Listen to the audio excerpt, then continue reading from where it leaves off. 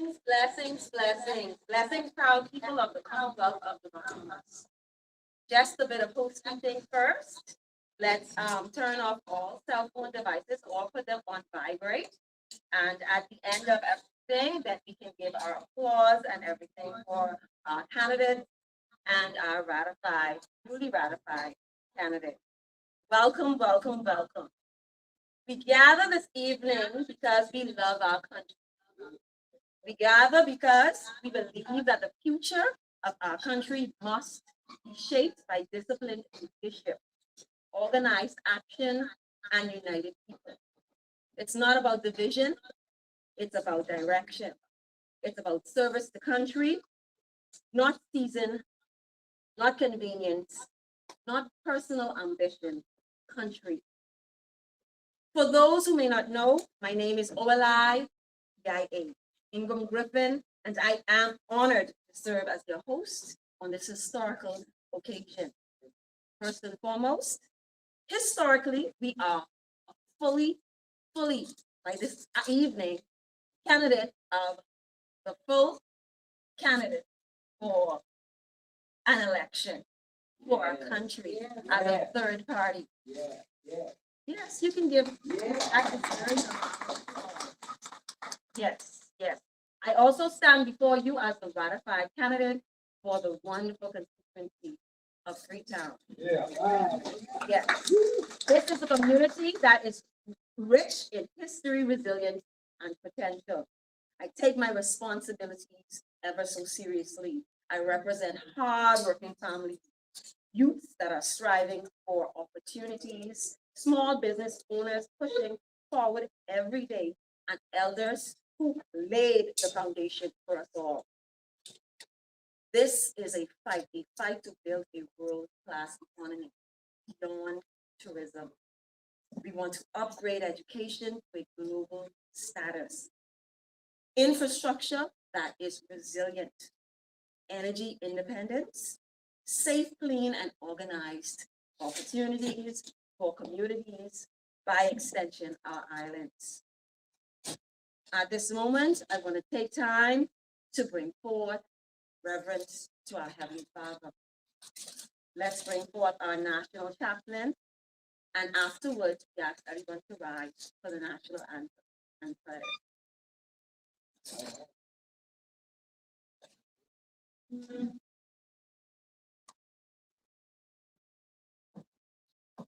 Let us bow. Gracious and eternal Father, we thank you. We take this time to honor your divine presence amongst us. We thank you that in the fact that you are here, we believe that everything will go in accordance to your divine will and purpose.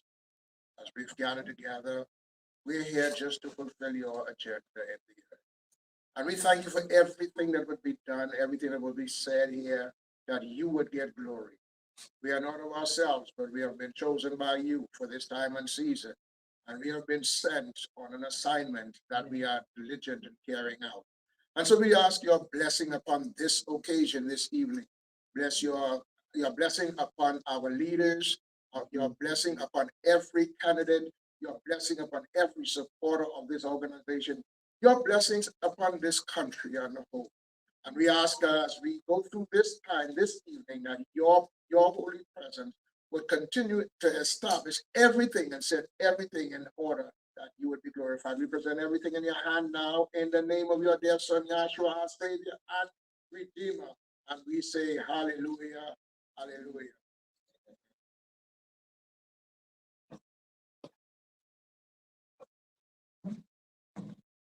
Our national anthem.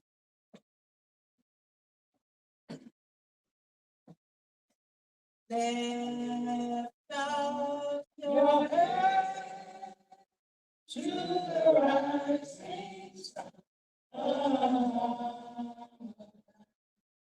March on to glory, your bright banner waving high. Sing out the world. What's the matter? Your name to excel.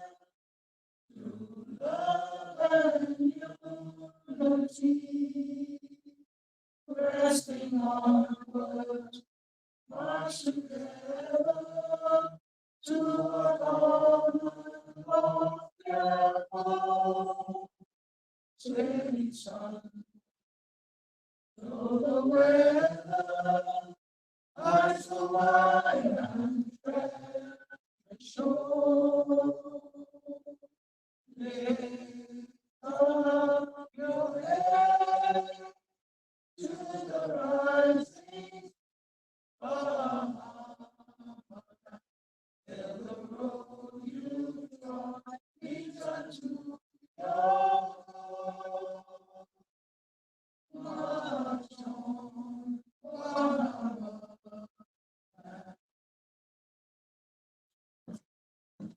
Powerful, very powerful.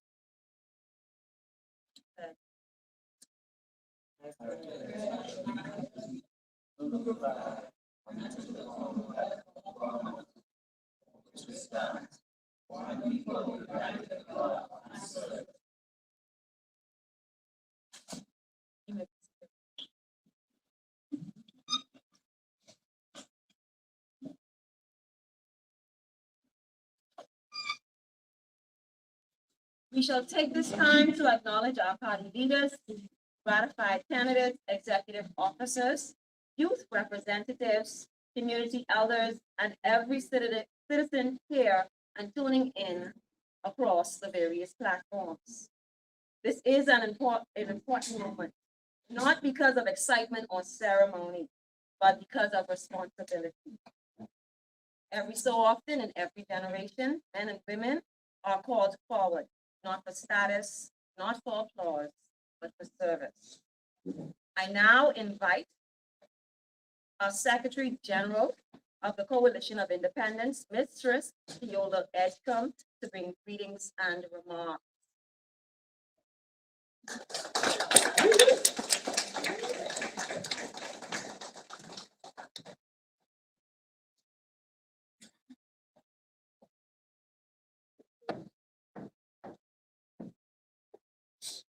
Good evening, everyone. Good evening, and welcome to everyone. Those in the audience and those on media airwaves, good evening.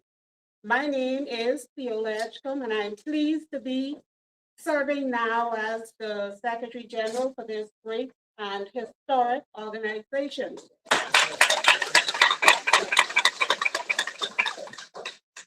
I'll just bring brief remarks as we about to begin the ratification of our 41st candidate. And it is indeed a pleasure to have a female representing the great constituency of Garden Hill.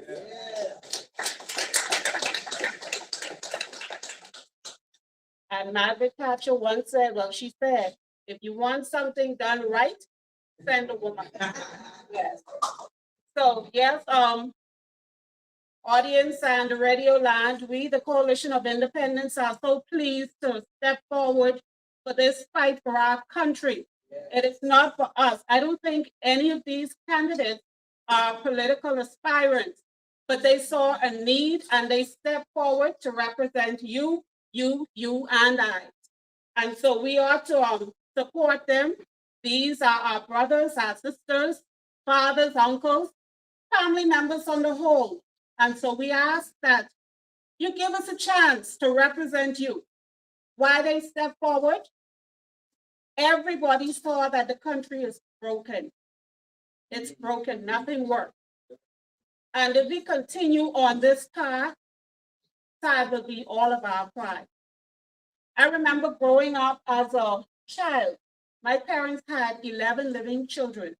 They were poor, they had minimum wage job, but never once did my parents have to go on food lines for hours and hours and hours to feed us. Never once did they have to go on parks and beg for school supplies. Bahamians, we are regressing. We are regressing in this country, and we need to pull together. We need to come together as one to bring our country back. It's no longer about a political fight. This is the fight for the preservation of our nation.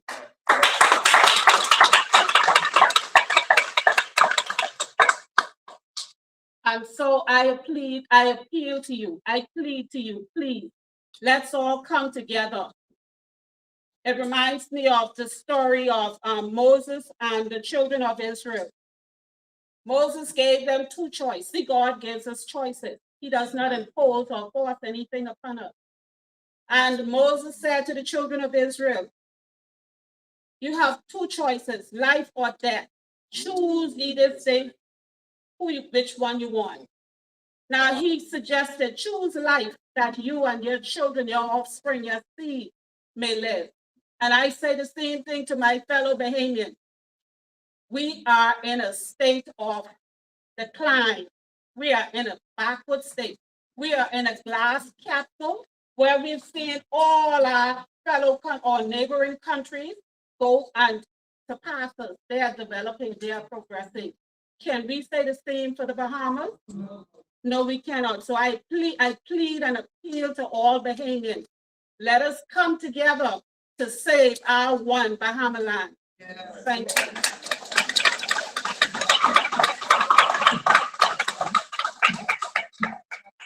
Absolutely.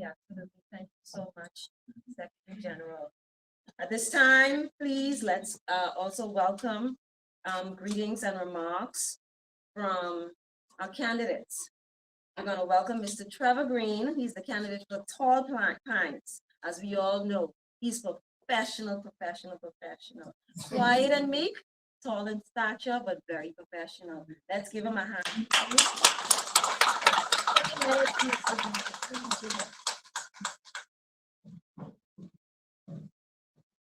Good evening, everybody. Good evening.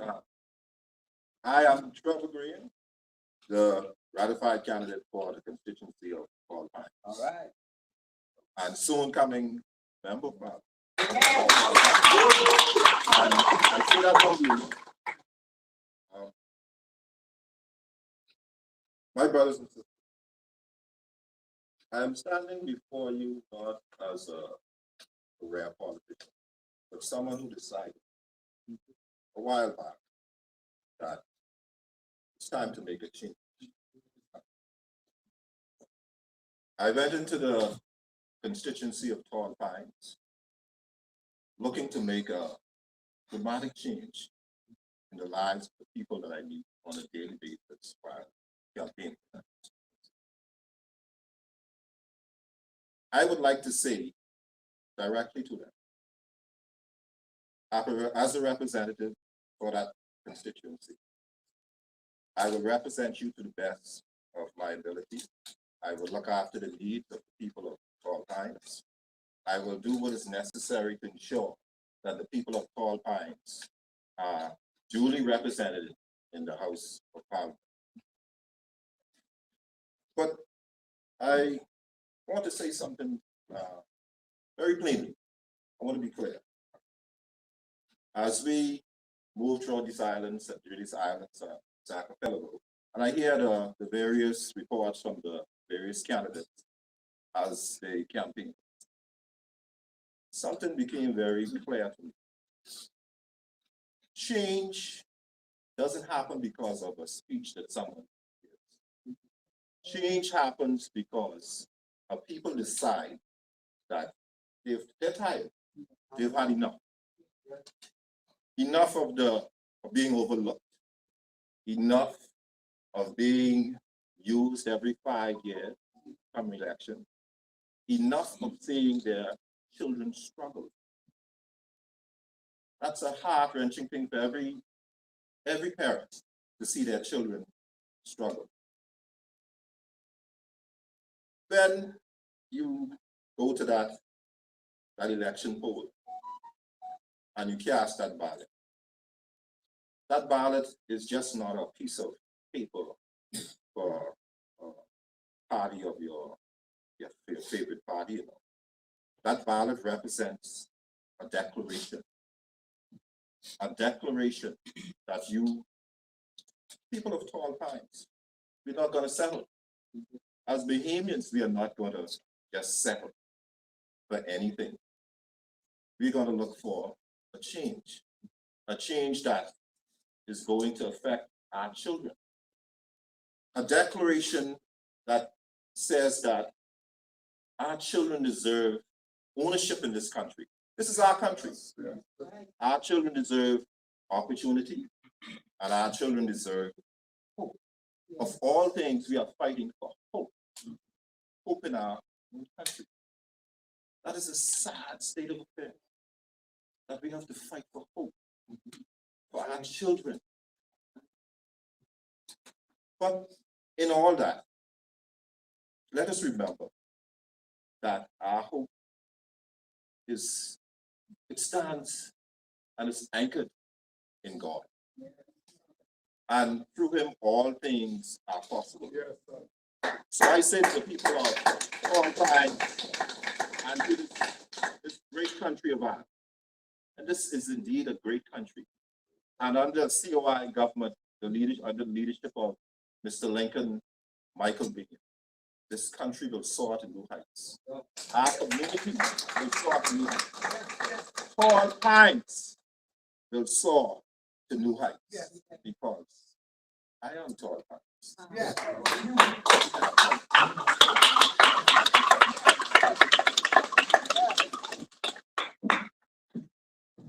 He is tall, fine. I concur.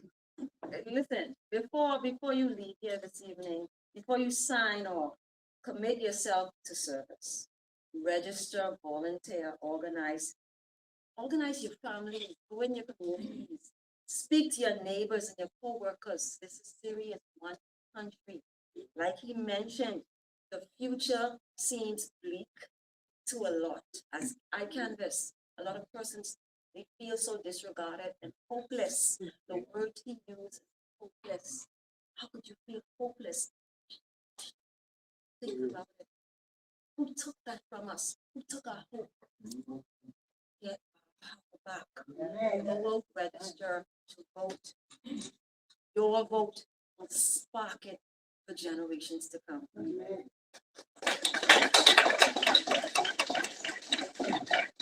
Now for 3 minutes, we're gonna have our culture icon. For 3 minutes, she's gonna come and blast you. So, Linda Christina Stubbs.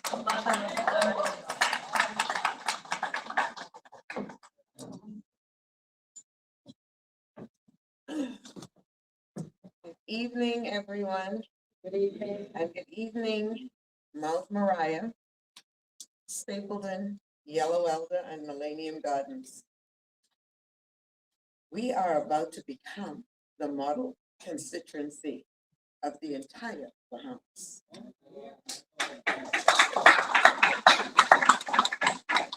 Y'all know I'm good for that, right?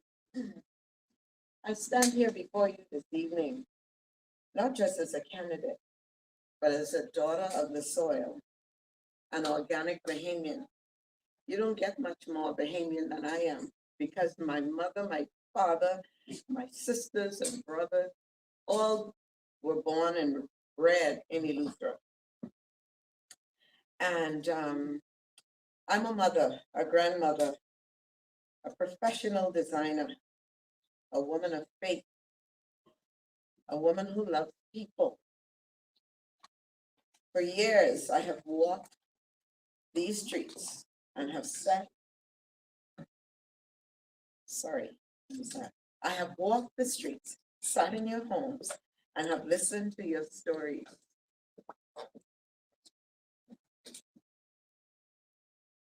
I have, I've smelled the sewage in Yellow Elder Gardens. It's despicable. I spoke about it on Facebook this week. It is so sad that when you are poor, you're treated that way, poorly. And what's worse about it is the fact that this isn't something new. This is something that the people in Yellow Elder has endured from the day they moved into those low-cost houses. And I found out that the sewer system is connected to the school and to every other building in Yellow Elder. And rather than fix it, somebody invested in a beautiful pump truck. And that pump truck comes periodically to pump it. So it's like they're making money off of the problem And these people, when it rains, or they say a king tide, the sewage backs up into their homes, into their bathrooms, kitchens, and the like. It is just so sad what Bahamians have to endure in this country while we can have our government up to date, buy out an entire concert and give out free tickets last night, free food for the Barris Hammond and Torres Riley concert. Bought out the entire concert.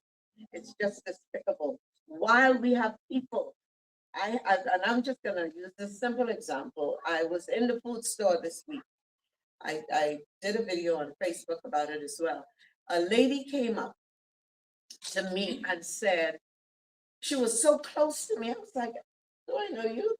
And she was like, ma'am, don't embarrass me.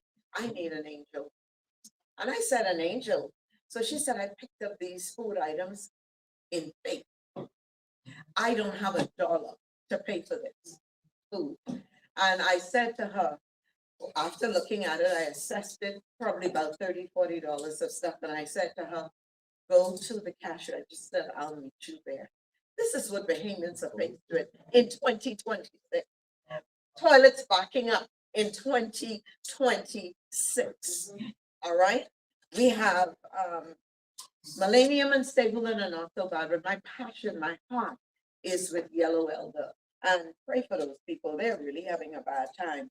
And you have a member of parliament who obviously is out of touch with the people. Mount Moriah deserves better. Not handouts, not empty promises, but structure, vision, accountability, opportunity. We deserve clear and clean communities. We deserve safety. We deserve beautification. We deserve programs for our youth. We deserve dignity. And let me tell you something. When you elect Linda Christina Starks as your next member of parliament from Mount Moriah, you are not electing a stranger. You're electing one of yours. I live in Mount Moriah. You're electing a woman who already loves you, a woman who already worked within the community, a woman who does not shrink back, who does not retreat, who does not fit into small spaces. And when I expand, Mount Moriah expands. This is not just politics. This is purpose. This is legacy. This is our time. We are building a new Bahamas, and Mount Moriah will not be left behind. Not Yellow Elder, not Millenniums or Stapleton, not one left behind. No one forgotten. So tonight, I ask that you stand with me, walk with me, pray with me, vote with me. Because change is not someday. Change is already here. And her name is Linda Christina Starks.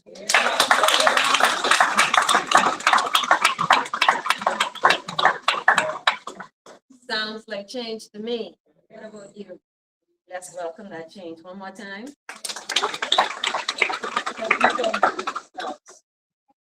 We would also like to have a highlight from Miss. Yeah. We're gonna get Austin James. Kind of, yeah, welcome. Yes, sir.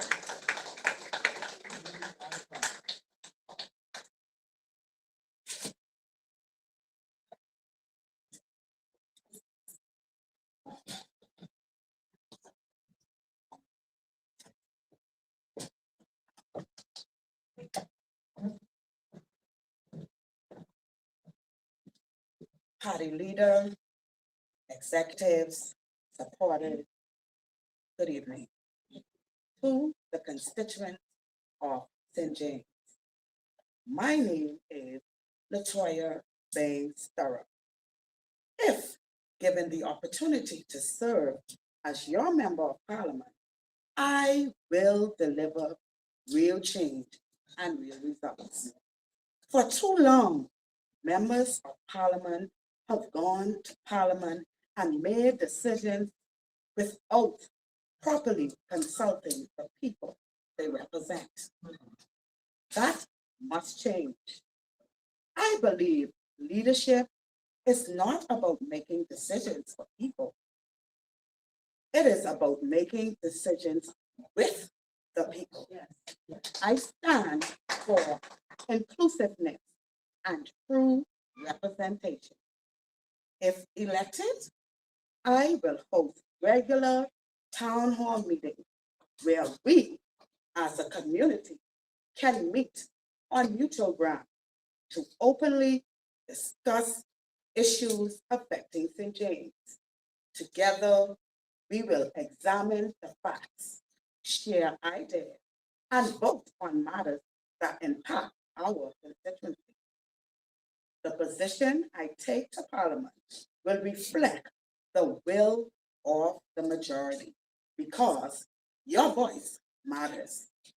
Additionally, we will establish community groups and clear communication channels to ensure you are always part of the decision-making process. Representation should not be seasonal. It should be continuous. This campaign is about partnership. It is about accountability. It is about ensuring that every voice in St. James is heard and represented.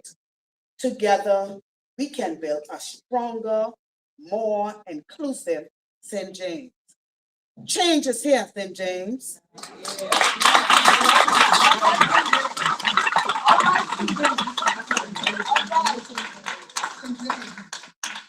Leadership in the Bahamas is not just a title. It's a trust that we place in someone who understands the weight of representing. We gather to represent this country by persons like you. Thank you so much for being a part of it.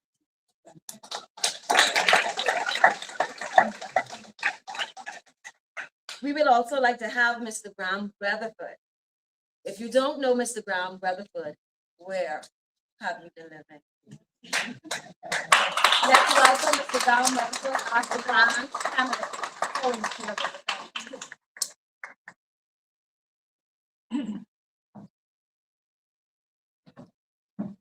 Tonight I was asked to talk to St. Anne's for a second. But what I'm about to say applies to every constituency in the country. And today I was looking over a book from Shaggy Milford Lockhart, a Bahamian CPA. And before President Barack Obama said it, Shaggy said, yes, you can. So it got me thinking about all of the politicians in both parties that keep telling us we can't. We can't pay off the national debt. We can't balance the budget, but you have to balance your budget. You have to pay off your mortgage. You have to pay off your car loan. And we can't have no tax for any citizen. But everybody who's foreign living in my country is tax-free. We brag about it. No capital gains, no inheritance, no corporate. I give you the list. So instead of saying can't, which is what the other two guys tell you all the time, you need some medical treatment for your family right now, election time, when they are their most vulnerable, they tell you we can't, or they duck you. You need some grocery. They tell you, well, don't have it right now. Come see me later. That's code word for good luck. Yes, we can. I'm going to spend a second to tell you how we could. We can double senior citizens pension.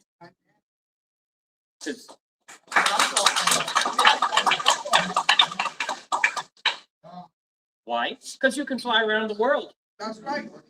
All right. What happened during COVID and we did a video conference? Why do we have to take the big crew and spend a bunch of money? Yes, we can move tax off our people. Yes, we can lower your light bill. And we have all the specifics, and we're gonna, as we go on the campaign trail, I'm gonna start showing you specifics in video. You see, it's impossible for me to travel around the world, St. Anne's, while you on potholes. Let me say it again. It's hard for me to travel around the world in the fanciest Mercedes, in the first class jet, while you've broken up your car on potholes. Why didn't we tar every road in this country in 50-some years? Yes, we can move the misery off of our people. And I'm gonna wrap up. The truth is, if they knew how to do it, they would have done it after 53 years. Yeah. The truth is, if they cared about you, they would have done it after 53 years. The truth is, they would have built you a handful of hospitals on the major islands, not clinics. Clinic is a disrespect to you. Can you imagine somebody has kidney trouble, has something, appendix burst, and they end up in Long Island on the back of a water delivery flatbed truck? That's not yes, we could. No. That's no, I don't care about you. And I'm going to wrap up with one observation that really upsets me. Anyone ever heard they say we don't have the money to do that right now? This is the crew that either they know how to do it and they didn't, or they don't know how. And if they don't know how, that's bad. But if they knew how and didn't, that's much more egregious. Or as one of my prime ministers said, much more worse.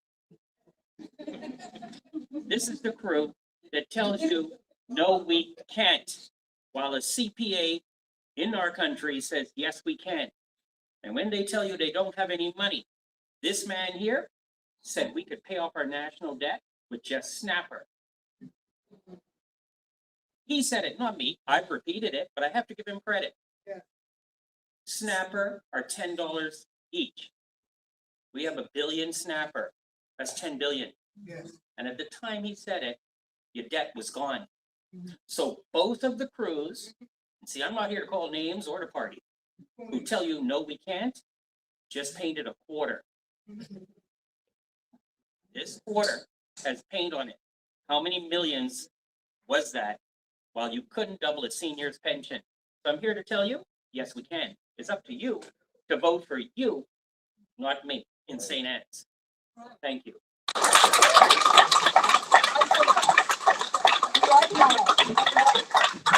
Oh boy, am I excited for this country, this Yes. future, the future of our generations to come. Yes. This is just to expose you to what COI is offering. Yeah. This is just a few of the qualified professional candidates we have put forward for the future of the Bahamas. One more time, a round of applause. Now we're going to move on to the segment of ratifying our 41st candidate. I am so proud to be the one hosting at this very moment. I'm excited. Feel it, see it, vision it. This person is a mental health advocate, youth development leader, and performing arts director with over 20 years of service dedicated to empowering individuals and strengthening communities in the Bahamas. A graduate of Hannibal LaGrange University, Hannibal, Missouri, with a Bachelor of Science in Criminal Justice and a minor in sociology. She brings both academic, yes, she, Mr. Yoda said, you want something done? Yes, she brings a training and real world experience to her work. Her 20 years of service afforded her the opportunity to not be only educator, but mentor and friend where she supported students navigating emotional, behavioral, and social challenges using evidence-based interventions focused on resilience, accountability, and personal growth. In addition, her mental health advocacy has led creative and educational programs as a performing arts teacher and artistic director, using music, movement, and performance as tools for healing, confidence building, and self-expression. She believes the arts are essential to youth development and community well-being. Known for her problem-solving ability, collaborative leadership, and deep compassion for people, she is committed to creating safe, inclusive spaces where individuals and families can thrive. Her work is grounded in one clear principle. When people are supported, communities grow stronger. When people are supported, communities grow stronger. Enough said, so done. Garden Hills, are you ready? Garden Hills, are you ready? Help me welcome our national chairman to continue with the ratification. Charlotte Green.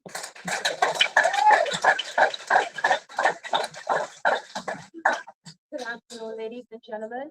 Thank you so much for being here. Please excuse my voice. I'm being challenged at the moment. But like our host, Ms. Olivia Griffin, the candidate for the Freetown constituency, stated, we are here to ratify a candidate for the great constituency of Garden Hills, the long-awaited ratification. Garden Hills, I know you're ready, and we're going to present that candidate to you. We look forward to your support and your service assisting with this candidate as we head towards the new Bahamas. So without further ado, ladies and gentlemen, I would like to call to the platform none other than Miss Aisha Claire.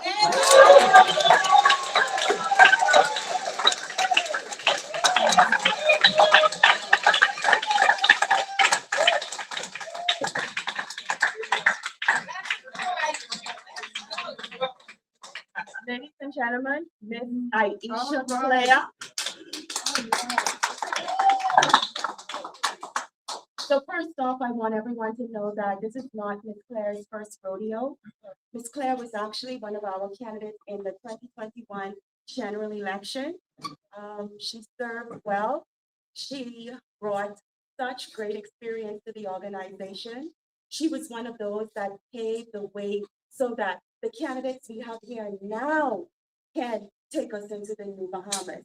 And I always, in conversation, I always give appreciation to our former candidates because they laid the pathway for us to get to where we are today.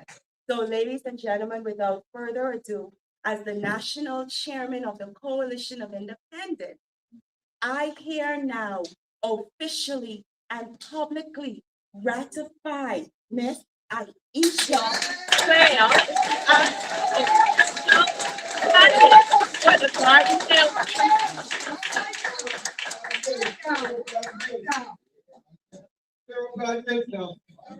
Number 41.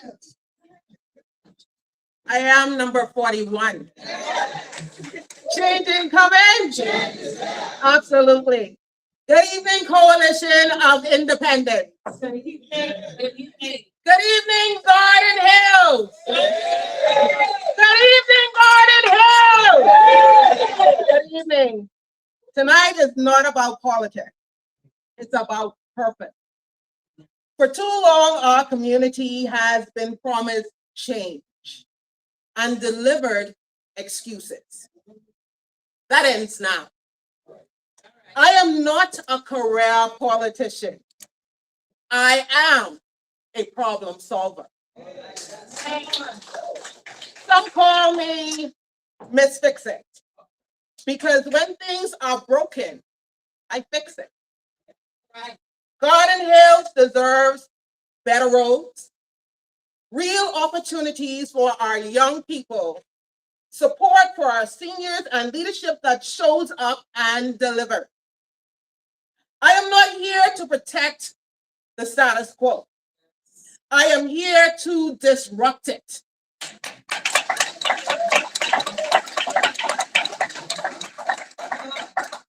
Under the Coalition of Independence, my loyalty is not to a party. It is to the people of Garden Hill. This campaign is about accountability, action, and courage. You may ask, and I'm sure you're asking, why now? Why the Coalition of Independence, or even why me? There is no time like the present. We cannot wait another day, not another moment, while our families carry the weight of rising costs, uncertainty, and broken promises. The Coalition of Independence has shown that it stands with the people, not above them.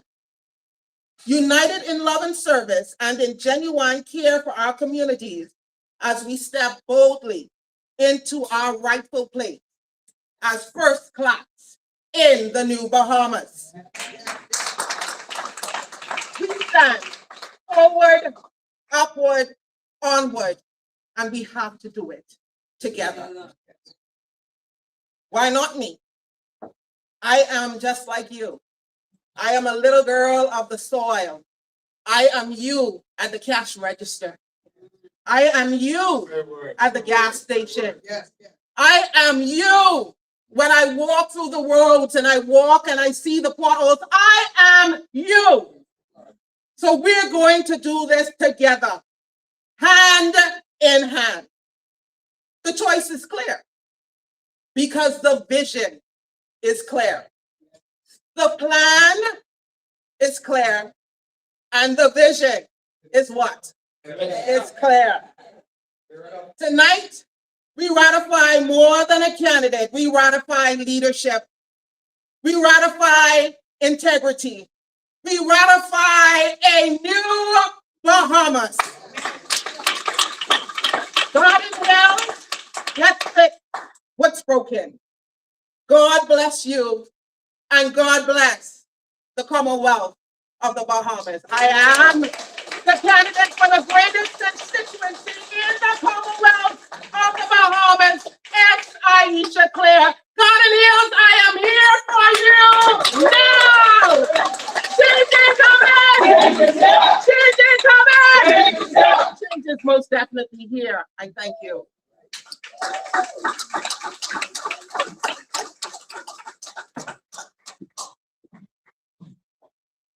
Garden Hills, I'm excited for you. I am so fired up for you. Congratulations, Garden Hills. You got this. Fellow Bahamians, empowerment is not given. It's claimed. It's knowing your worth. It's lifting each other up and refusing to be limited by your past. From Nassau to Exuma, from our schools to our workplaces, every Bahamian has the power to lead, to create, and to change. Not change as in quarters, 10 cents, 5 cents. Change as in to look into the mirror and say, where do I see my children's future in this Bahamas, in this day and age? Our islands are small, yes, but our dreams are not. Our community is strong, and together there's nothing we cannot achieve. Step up, speak out. Coalition of Independence is here to empower each and every one of you. I would like for you to assist me in welcoming back our national chairman.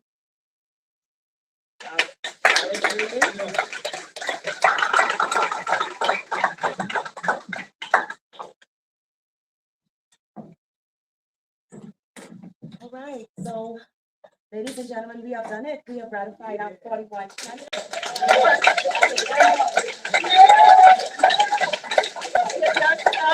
A round of applause. This is really a great time. This is really a great time in the Coalition of Independence. I always like to say, look how far we have came. Look how far we have come. The strong women and the mighty men. Look at what God has for. And like our ratified candidate for Garden Hill stated, the vision is clear. It's amazing. The Coalition of Independence has a vision. We have a plan. And our plan is based on the foundation of ownership and empowerment. This is something that we don't hear echoed in the halls of governance. This is not something that we hear. And we look at our people. Our people are looking towards the Coalition of Independence for hope. And like Miss Claire said, I am you, and we are each other. True Bahamians of this soil. And we are here to bring the change that is needed. So ladies and gentlemen, all of our members and supporters, it's time for us to take our boots and stick it to the metal. Because the time has come. The time has come for us to take our country into the new Bahamas. We have no choice. We either go forward or 50 years back. And where we are right now, it's not a good look. It is not a good look. So ladies and gentlemen, as we continue moving forward, I ask you all to please reach out to your candidates, assist your candidates, and be a part of the campaign walk. Bring your brothers, bring your sisters. It's time to go to the new Bahamas, and we cannot go alone. It will take all of you, all of us. We cannot win this alone. So ladies and gentlemen, again, change is incoming. Change is indeed here. I've had a lot to say, but I gotta take it easy on this today, because I have a lot to say next week. So ladies and gentlemen, I thank you, I appreciate you, and once again, congratulations to the candidate for the Garden Hill.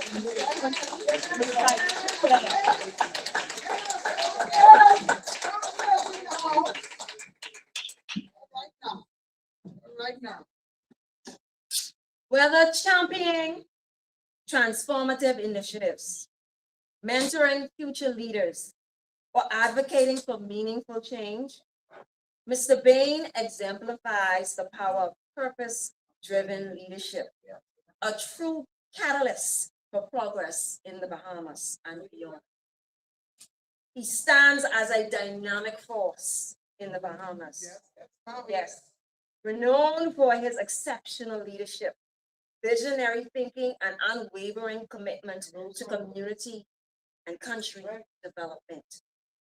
With a proven track record, y'all can't, don't care. I'm new to this, and I can attest to it. I've seen him in action. I've seen him jump in front of tractors, man. How many lives? This is leadership. I take such honor to be able to stand before you and you, each and every one of you, and say, I put my stamp of endorsement behind everything our leader does. Please join me in welcoming Mr. Lincoln Michael Bain.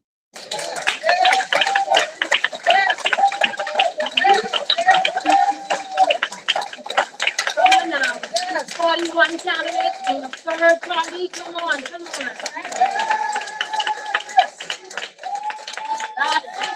Last history.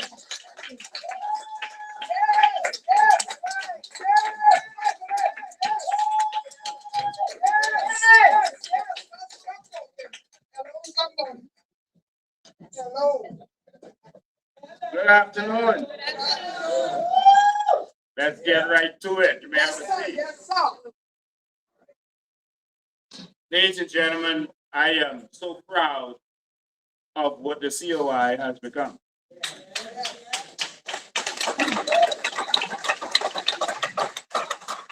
The COI has evolved from an idea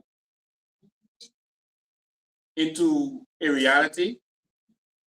And then it evolved into an action network that fought for what belongs to Bahamian people so that they could have it. And when we saw that the government was not going to give us what was ours, we decided to go ahead and take the pen from them and give it to the Bahamian people. Because we realized that you can be an activist all you want, you can protest all you want, but at the end of the day, they have the pen. And if they don't sign off on it, nothing happens. And that is what has been happening for the last 53 years. If they are not making money from it, nothing happens. If you can benefit from it, nothing happens. And we've been living in a failed state for many, many years now.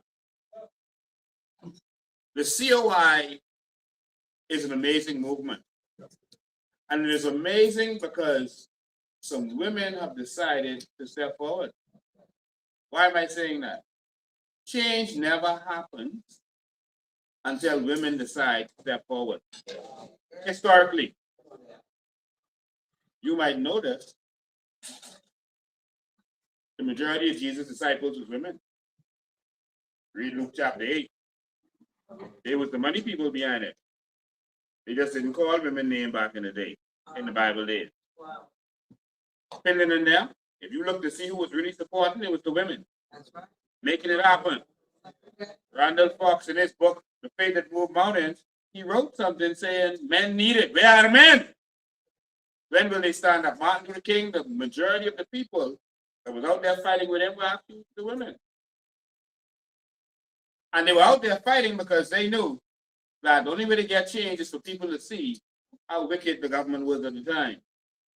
And so it's one thing when the police come out with billies beating up some young men.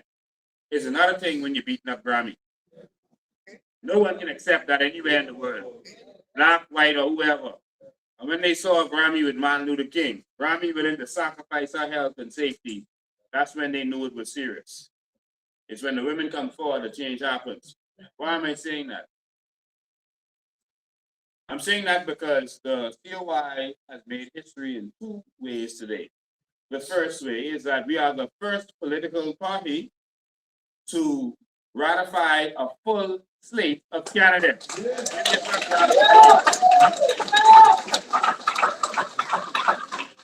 Someone say 41. 41. 40 whole one. And we ready. And we know they scared. Because we come in with 41. It has never happened in the history of this Bahamas. And so, ladies and gentlemen, I want to say that I'm so proud of number 41. Come. She took the ankle leg to bring it home. She was up there pretending to be a normal civilian, hosting our lives. But ladies and gentlemen, I gave her a lot of experience, so what we got to do. She's in Gardner, she's going against a slick talker with a pretty face. But we got a sensible talker with a pretty face. We're going to put him in his place. Someone who has been in the Bahamas all this time. Someone who has been here fighting for this country. Not someone who just come on the boat or plane. I want you to know and understand that Rick Fox's nomination should tell you something. That's right. Yes. That someone born outside of this country can run for member of parliament and therefore can run to be prime minister. Yes. You all don't take that serious. I'm not saying you don't qualify legally right now. What I'm saying is, do you know what that means? Yes. Anyone can come on the boat. Yes. Get their passports, pay for it like they're doing right now. And then you sit in the Senate. And then they're not in the Senate, they're running the country. The prime minister is of foreign descent. The leader of the opposition is of foreign descent. He still didn't bring that birth certificate yet. But ladies and gentlemen, I wanted to say that number 41 is here, and we are sending us straight to Garden Hills, and we are coming to Garden Hills with you. I'm going to look for Rick Fox. I want to find Rick Fox's house in Garden Hills. That's what I want to do. Rick Fox, you come into your house in Garden Hills. You ain't got that? No? I want to congratulate you. Thank you, and welcome to the arena. It's time to fight.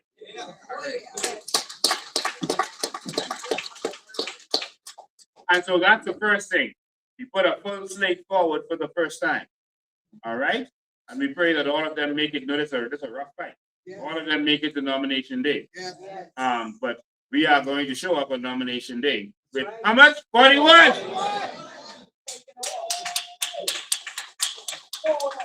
The next major milestone that happens today is that we have just made history because, again, we have nominated a slate that is majority female. Someone say 21. So I see the PLP bragging with 11. The FNM bragging about 13. How about 21?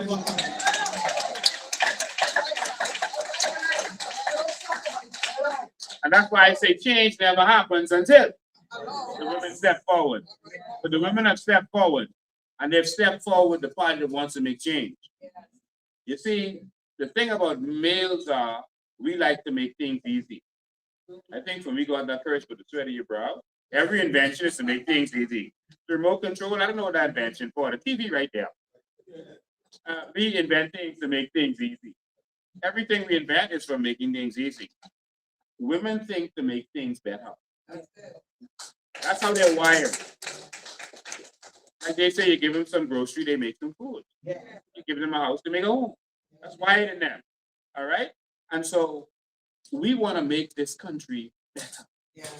And so I'm proud of all of the women who have broke the glass ceiling and shook the status quo to bring the change that we need to see. We are better than the PLP and FNM.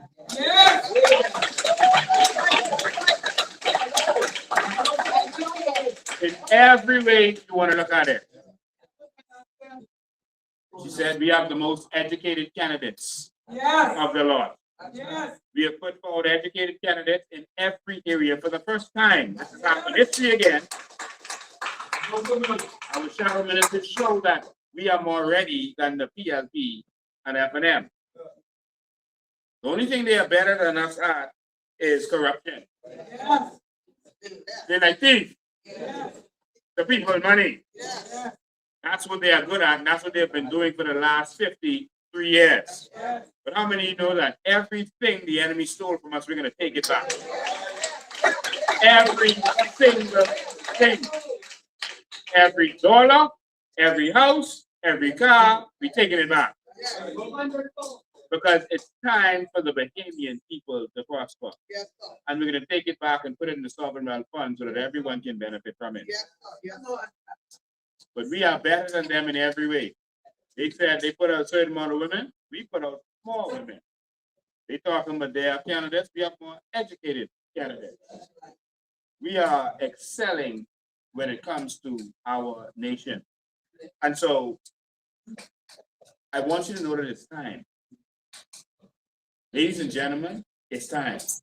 This is not something in the future anymore. Election is upon us. The Prime Minister is only waiting on the Lenten period to finish, and then he's going to call election. That means that we need you. We need you on the ground and on the streets. We need you in the highways and the byways. We need to take this country back. Because if we don't win this now, it's over. It's over. There is no future. Because we are going to be outnumbered. And if you seriously look around right now, it's happening before your very eyes. We don't have a message of hate for anybody. We have a message of love, love for our people. It's not about xenophobia, it's about endophobia, which means a hate for the local people, a fear of them being empowered, putting them down while raising everybody up. This is the time for you to stop thinking about yourself. This is the time for you to stop thinking about your party. This is the time for you to think about the future of this nation and the children that we're going to leave this to. Because our children cannot fight this fight that is to come. We have to stand up and stand up now. The time is now. There is no future beyond this. There are some people that say, Lincoln, why don't you all join the FNM and try to get rid of the PLP? I can't address that. I've been made office by both parties. But I want to, and of course I reject and refuse. Not interested. The same time to sell out. We're almost there. They've asked me, why don't you join the FNF and the FNM, they say. And I said, how could I join with the problem to get rid of the problem? How do you do that? How do you join with the problem to get rid of the problem? That's like someone keeps breaking in your house and you let him come live in your house to stop him from breaking in your house. Yeah, I ain't gonna break in no more. But he can do more damage. The fox is breaking into the hen house and eating the hens. You say, you know what, let's solve this problem. Let's work with the fox. Let's put the fox in the hen house.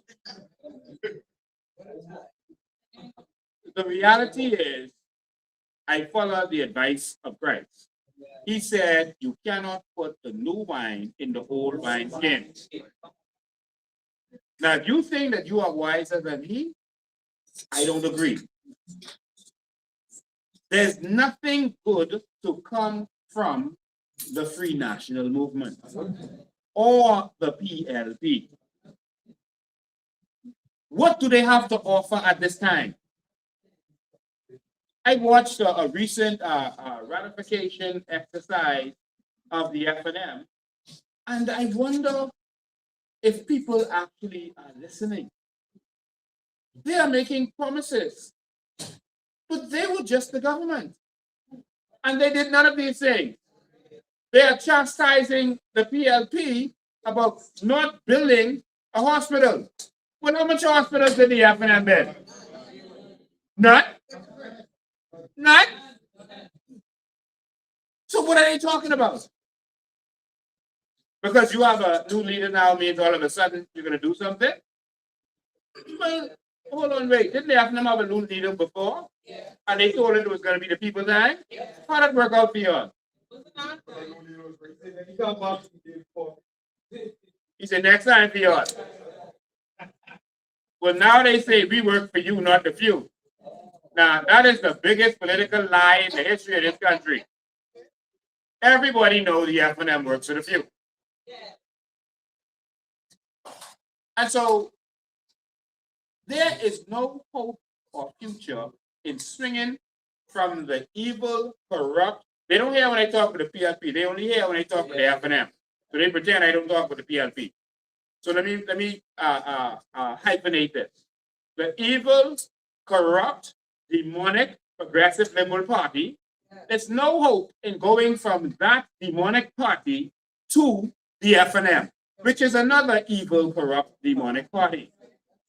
And I say that because we have fought these people, we have suffered. Someone say, why do you talk about the FNM? Because I don't want you to get swing again. Every time you know the talk is, they say, oh, if you put if you vote for the COI, you're putting the PLP back. Putting the PLP back is no different than putting the FNM back. That's not what it means, but it's the same thing. if you put the F&M in, the PLP still in, that's their partners. And we need the Bahamian people to wake up and see this before it's too late for your children.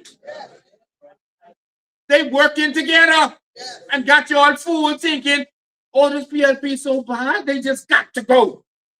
Man, you all just join up with the F&M just so the PLP can go, man. Didn't we do that last time? Didn't we do that before? Didn't we say, man, Ingram's so bad, you don't listen to no one man. He just go ahead. He's a one-man band. We need to get rid of Ingram and let's go with Perry. Then you got Perry. And then what happened? Oh, they so corrupt. Oh, the unenforced thing. Oh, the thieving and the corruption. And oh, what happened in Atlantis? Oh, they gave their son a contract. And oh, they got to go.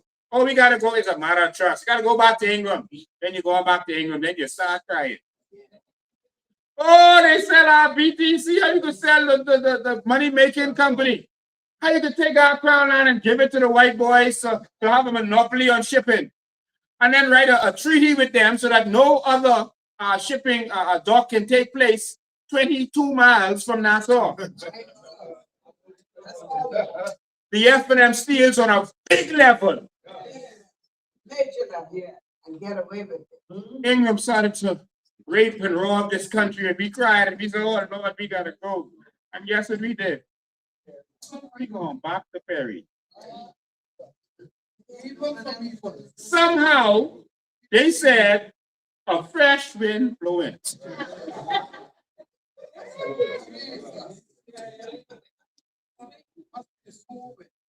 And they said they saved now because Mother Pride is, you know, and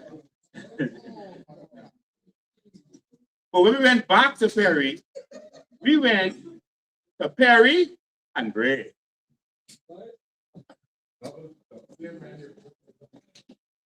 And we expected something better. You know what they said? Listen, you can't fool with third parties right now. Ingram just gotta go, man. He's just so bad. Don't mess with that next time for them. Let's try them next time. Let's just swing him out of here, and they keep swinging hard.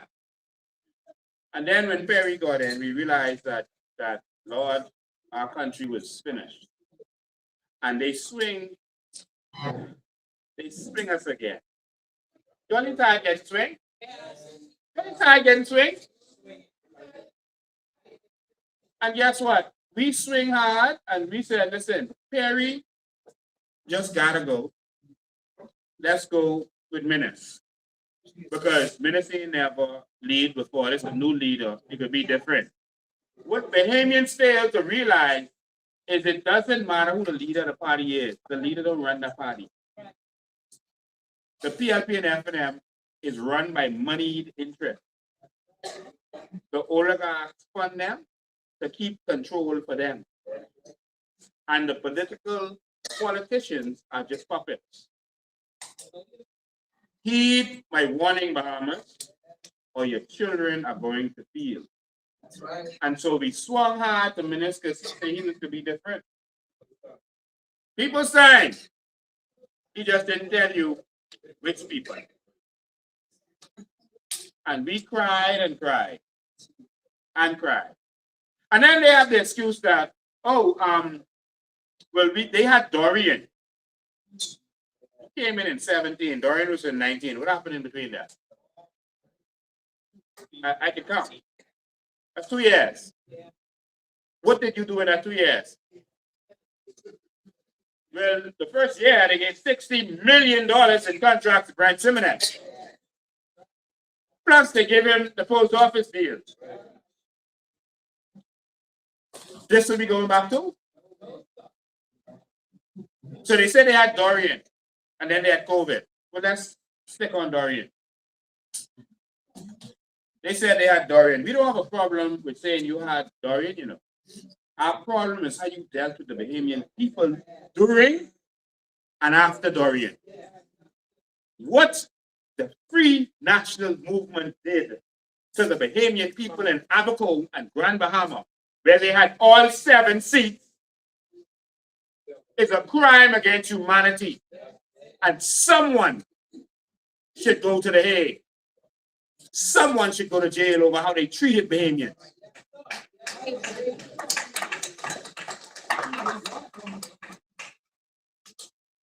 Someone say, well, let minutes in your party. No, we got something for minutes.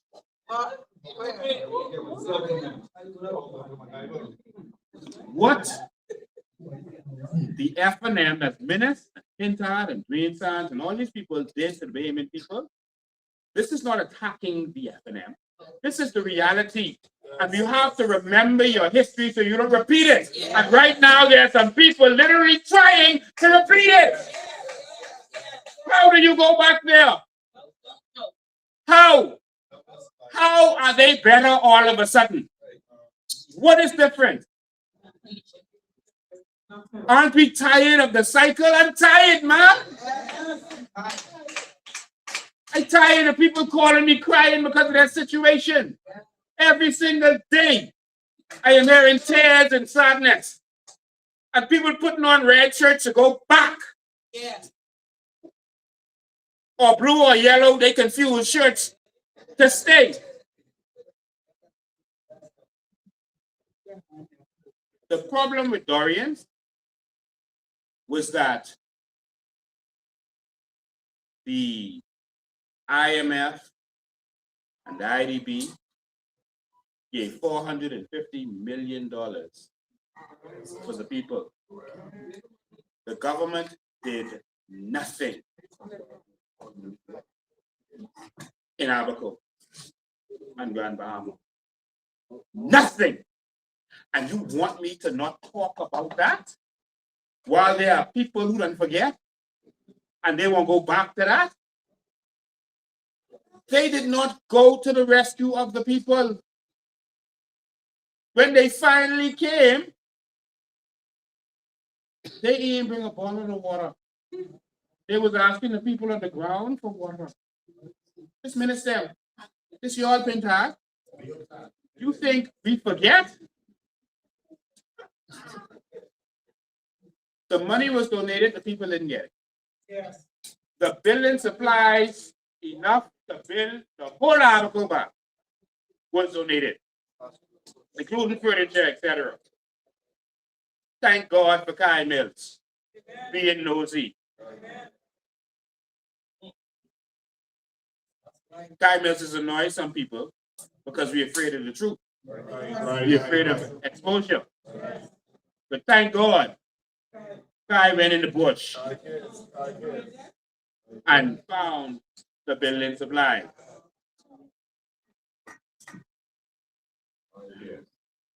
A government that would do that does not deserve to govern this nation.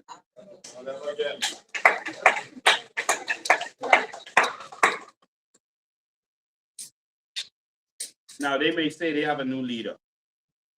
They just say they need to turn over things to the young people now. I don't know. Trinidad 62 this year. I don't know. That's you get on the senior citizen line. I don't know. They're delusional.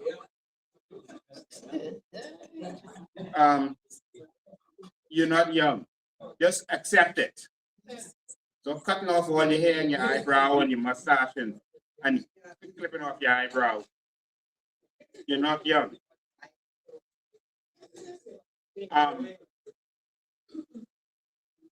Every decision made by government is a cabinet decision. Cabinet has collective responsibility. Do you know what that means? The prime minister has one vote. Did you know that? Yes. I showed you on CIA documents which show that the cabinet and the president, who's more powerful than the president? The cabinet outvoted him on many things. So if I was in that cabinet, I can tell you one thing. And I have minister say, well, we ain't giving out these supplies because the oligarchs in the building supply business and they can lose money if we give out the supplies, because that's the only reason they could have done it. I would have voted against that. I would have voted against that. And if they had done that, I would have resigned from the cabinet. And I would have been on the steps of the House of Assembly and I would have said, my party doing dumbness. They are stealing from the people of this country, holding on to the bill of materials because they feel that their financial backers are going to lose money if people get the free material. How do we go back to that? How? The Dorian is an issue, not the fact that there was a Dorian, but Dorian is an issue because you put the bodies of our loved ones in a trailer. Denied that the bodies was in the trailer. Denied it. Kai Mills again, that man don't keep it. Go on to the trailer and say the trailer smell bad, flies around the trailer, the body's in here. Dwayne Sands, that is the most lioness, conniving politician in the history of this country. Bamboo Town, vote him out.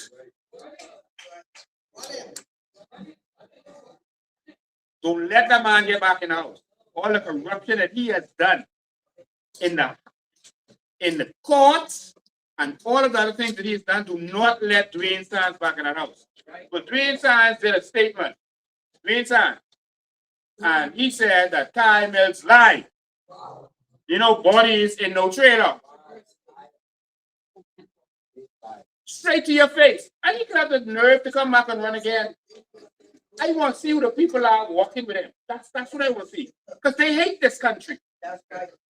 You gotta hate this country to walk with Dwayne Sands. If Dwayne Sands gets one vote, that's a problem. That means that we are suffering from Stockholm syndrome. The people who are abusing you, you fall in love with. The people, your captors, the people who robbing you, you in love with, you shaking pom-poms. Got their face on your shirt. This who robbing me, I love him. Dwayne Sands said, nobody's in that trailer. So, you know what? We jumped on the plane and we went over there. I took Click once in with me. That's when he was still safe. And I took Click once in with me. And we went to the trailer. And I never forget when that wind blow and that wave hit Click once and he almost faint. Then say, oh Jesus. Yeah, the body's in there. Clint was first swatting flies, he almost slapped himself. And we found out that the bodies was right there. But guess what? News ain't coverage. They didn't say, oh, it has now been confirmed that the bodies are there. You touch that. See? So that's the problem with Dorian.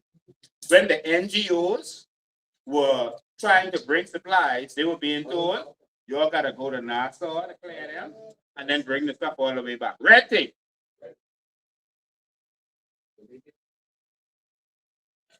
It was how they dealt with it.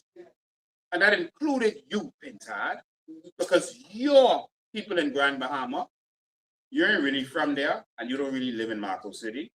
By the way, just a plug in there. But your people in Grand Bahama was affected and you didn't fight for them. Anyone heard Michael Pintard fighting for the people when they was pulling on them? No? He ain't say nothing? He ain't 5 minutes and say minutes stop your foolishness? He was complaining about his house. So he could have gotten the building supplies and he still keep his mouth shut. Wow. So that's the problem with Dorian. So we don't need no excuses about Dorian. When money disasters are bad, but after disaster is when money flows into economies. The rebuilding is where the big money is. So don't use Dorian as an excuse. That was an opportunity.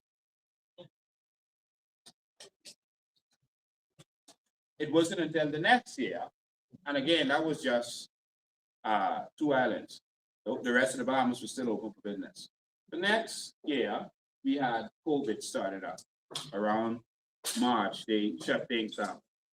Yes, we know that there was COVID, but it's how you dealt with COVID. See, don't let them use them to excuses for you. What you did in COVID, we remember. We remember that you locked us down while everyone else could move around. Three signs again. The people could come in as long as they had money. The rich could have their junkanoo parties, and that was fine. But minutes went to the station and say, 1 minute after 8, lock them up. Lock them up. They was driving Bahamian coconut vendors off the street, throwing them in the back of the van, in the back of the car, leaving their coconut, throwing them in the car. But when you went on Cowpen Road, the people there were still selling, and no one touched them.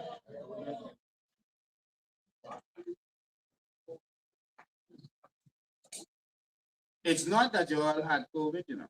It's how you all dealt with it. You took our national insurance money to give it out during COVID. Don't act like you did us a favor.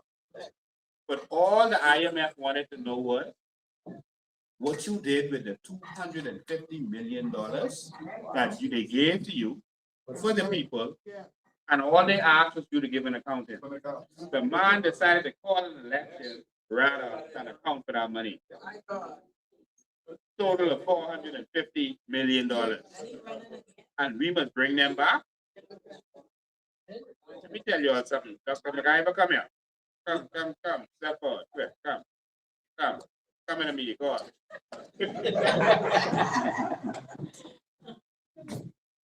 on.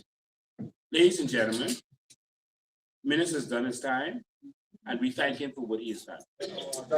But we pay him for everything he did. He didn't do us no favors. All right? He was being paid very handsomely for everything. All right? And still rob and rape the Bahamian people. I'm asking you to give change chance.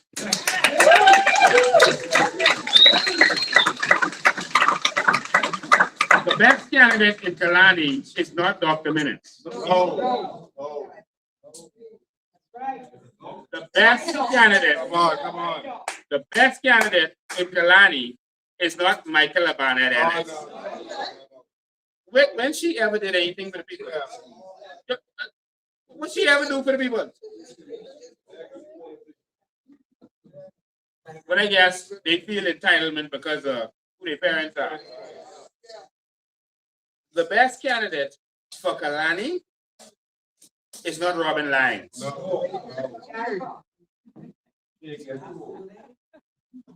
When Robin Lyons ever fights with people, I hear them calling her a lion, a lioness or whatever, right? They lying about that. Lion?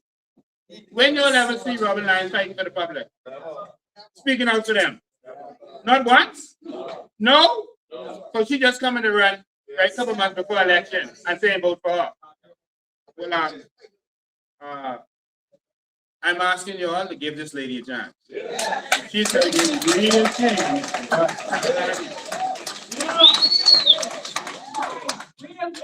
She lives there. She's invested there. She built a hotel there. She built an old development there with all kind of big, I don't even know who they are, condos and townhouses, all the kind of stuff.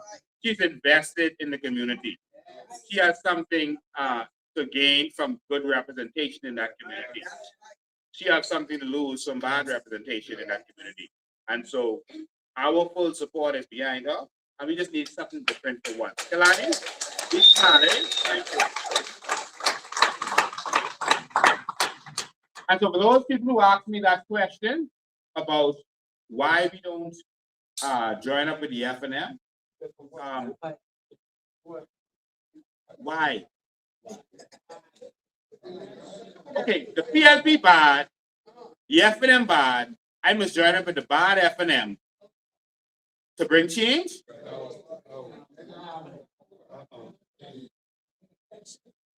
Brave is as incompetent and bad as you can get right now.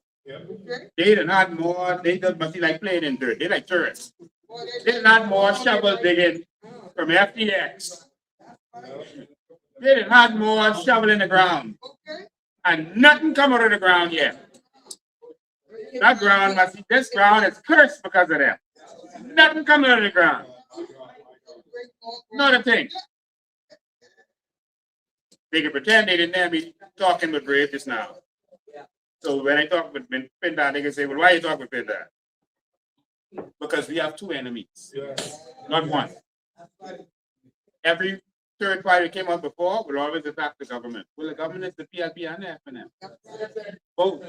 The opposition, both of them getting paid.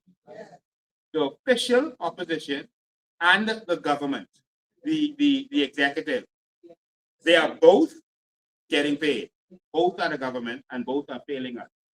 And I don't need us to go back to darkness. I have to put out the warning. Even if I am a voice crying out in the wilderness, the FNM is not the way.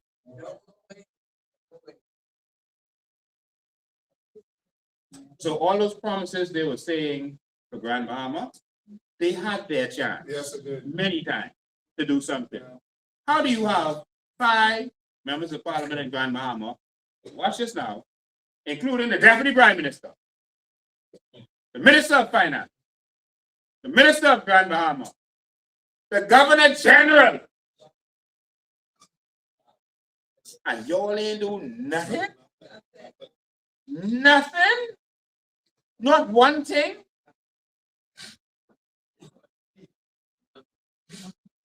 And they want us to go back to that? Yeah, they did something they teach. Not those individuals, but the party and the structure, the government. Go back to that? What y'all think? Shall we go or hell no? Shall we go or hell no? Shall we go? And so I hear Michael Pinter standing on the stage and saying he can do this and he can do that. But let me clarify and fix some things for you. All right. The man was the Minister of Agriculture. Someone asked him, he had a staged interview. All right. He planned this interview. It's on TikTok, where someone asked him about name one thing you did as Minister of Agriculture. Now he planned this. He wrote the script. He wrote the script. And he said, okay, I'm gonna sit here and you pretend to be doing my hair. And the fellow was cutting hair. So, and pin that hair bald, but he had the clipper, cutting hair, pretending to cut his hair. You remember that video? And he was cutting in the hair, pin that hair bald. Like they making up these. I hate movies that don't make sense. They don't add up. All right, just he cut a whole movie. All right, that's a very low budget movie. And so they asked him, just name one thing you did as Minister of Agriculture. He said, well, I got the cabinet to agree to give 40% of all produce purchases to the Bahamian farmers before it can be bought by the hotels, et cetera, from outside of this country. I got them to agree to do it.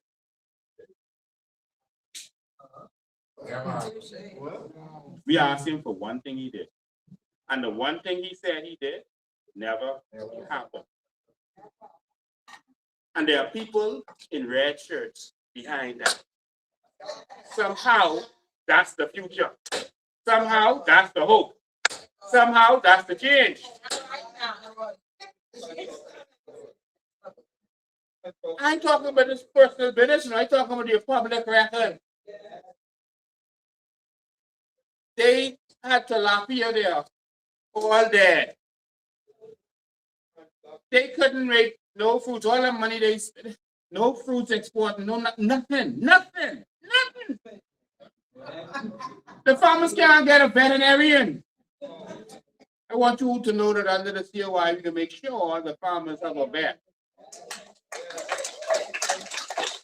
The vets don't waste time with the farmers because they only get a couple dollars from the government and the government ain't gonna pay. They get $10 or $5 to come in to see a goat or your pig. But in their private practice, they get big money. Y'all ever carry a pet to the vet? So why they can focus on this $5 or $10 from the government? And so we gotta change that. Where something is important, you invest in it. You become a success in what you invest in. That's the rule. You become a success in what you invest in. we're going to invest in agriculture. So we are going to be a success in agriculture. But the man ain't do nothing in his portfolio. But somehow he is the hope for some people who wear red shirt. Well, then he fighting the contract. The man was the Minister of Youth, Sports, and Culture. Destroyed youth, sport, and culture. What did Pintar do for you? What? Anyone can name anything? Nothing? Nothing? What did Pintar do for sports? Well, he ended the relays. He did something. He ended the relays. What he did for sports? Every single sports team was begging for money to travel to represent us on the Pintar. Come on, he never speak up for them, never advocated for them. Not once. He had the purse, he had the budget, he could have done for them. Right. Culture, come, culture, come, hurry, come, culture. Culture, stand up you.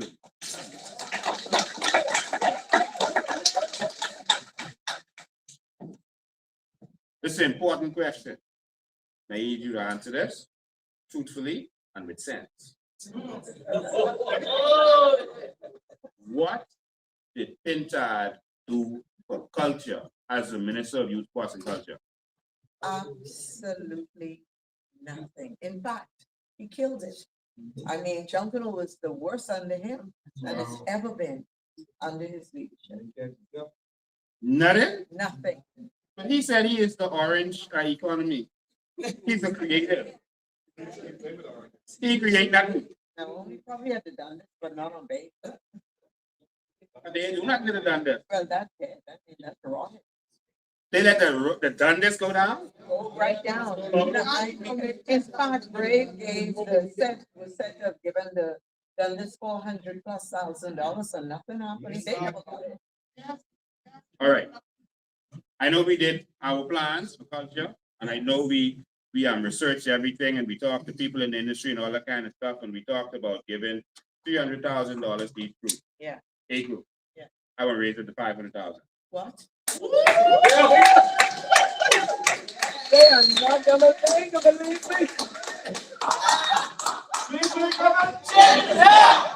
You want to oversee that for me and make sure they get their 500,000 per Absolutely. group. What? Seed money. Seed money. Yeah. God, I mean. What were the big groups? How much we given the big groups? We were given the big 100,000.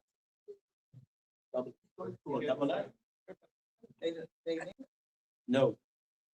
Seriously. We are going to give the B groups, each of them, 250,000.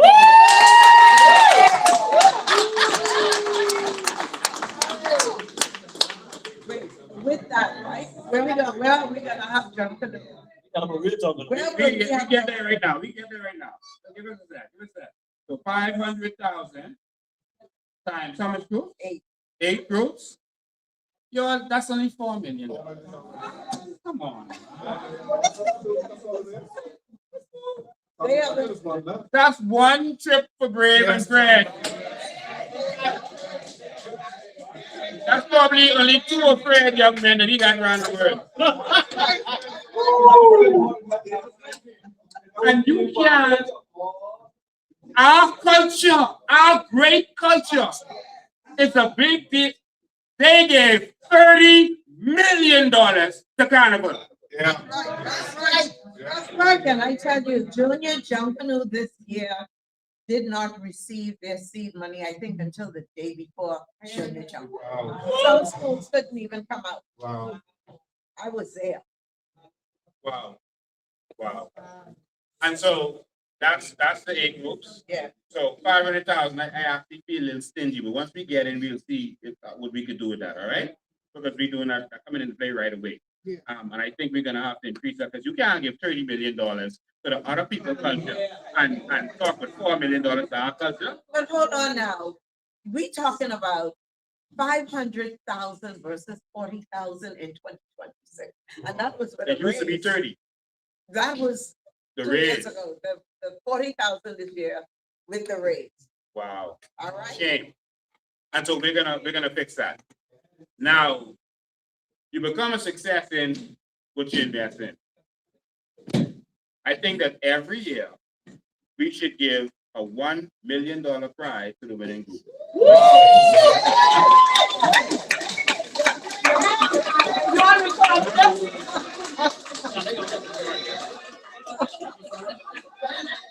Wow.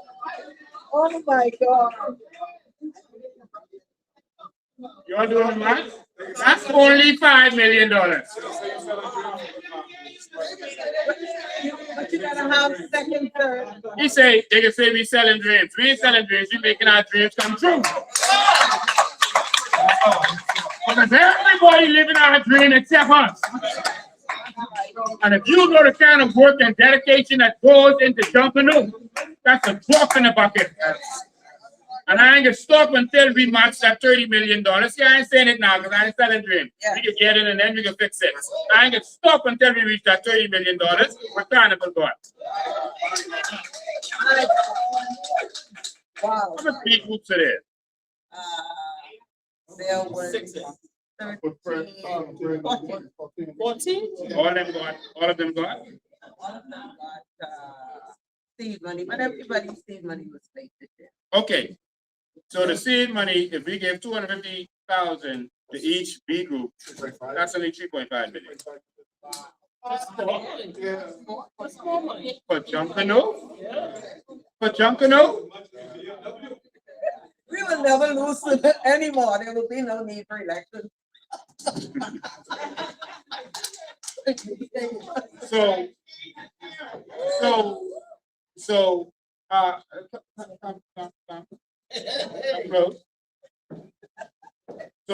I want you to take note of what we just said, and I want you to send that directly to Mario Boleg and tell him his time is up. Since they ain't do nothing for the people, we can do it for the people. All right? So that's to Mario Boleg. So you let all the Junkanooers you talk to in Gardner's know that that one gone, and we can make this make sense with a different. All right? Thank you. And so Junkanoo is going to stay on Bay Street. Yeah. You need the setting of Bay Street with the acoustics and the buildings, etc. Right. But we are going to. I heard Junkanoo at the Sports Center before. It didn't work. Too much gas going on here. All right. So what we're gonna do is it's gonna go from east around Victoria Avenue. What other roads are I think we there? gotta stretch back a little. Yes, further. yeah, I'm just letting them know which east means, because some Oh, people don't know. So yeah. all the way back where land and survey is and the Right. Texaco and Bay Street, Right. it's gonna stretch all the way back to the recreation ground out there where Yes. Harachi Bank was that brave. Yeah, so it's gonna go past Malcolm Park. Right, And so what's gonna happen is we're gonna have Junkanoo start on time, yes. and we'll have no gaps in between because everyone lines up the same time. You line up on that whole stretch and you Junkanoo west. Right. And then you come, you cross Russin Square, which is still the center. And then the rest is the break part is by where Marlborough Street, by where McDonald's is. Right. Around the Hilton. And then you line back up and you start and you go down what's that?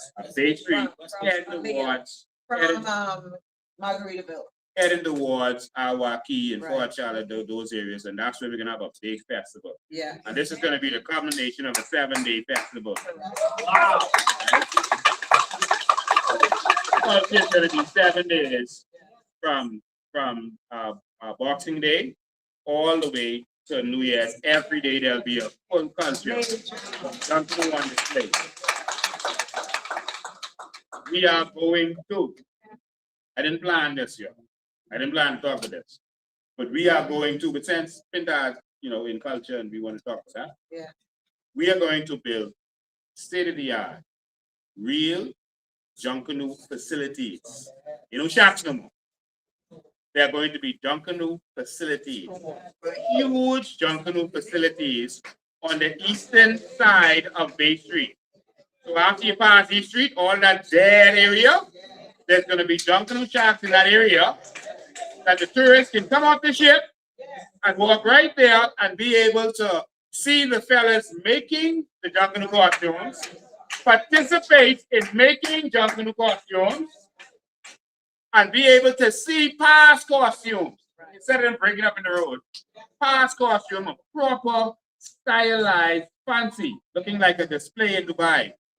Displays of our costumes with a story for each one of them that they know that this is what this costume is about. It ain't changing this country.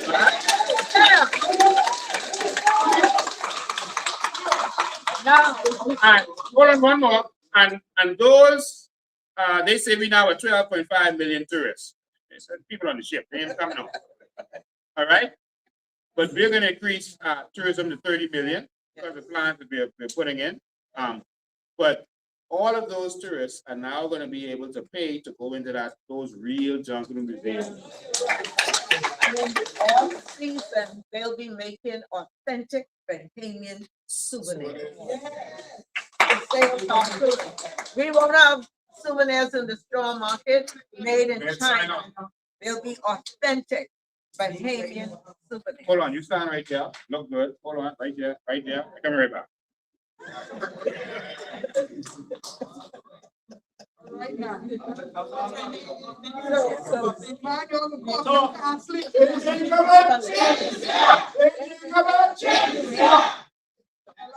I'm so excited to be, listen, I don't even know how those guys are gonna, they're gonna say that y'all sleeping, y'all beyond dreaming, y'all dead. But it's exciting, Junkanoo deserves it, trust me, Junkanoo deserves it. Can you imagine them selling these? Hold it up, let them see it. This Junkanoo. Yes. This Junkanoo figurine and there's magnets for your fridge. We put it there so the people can see it. Look at that. Look at that. This yes, Damon did this. All right. And so imagine that. All right. Who want one? Come for it. Come for it.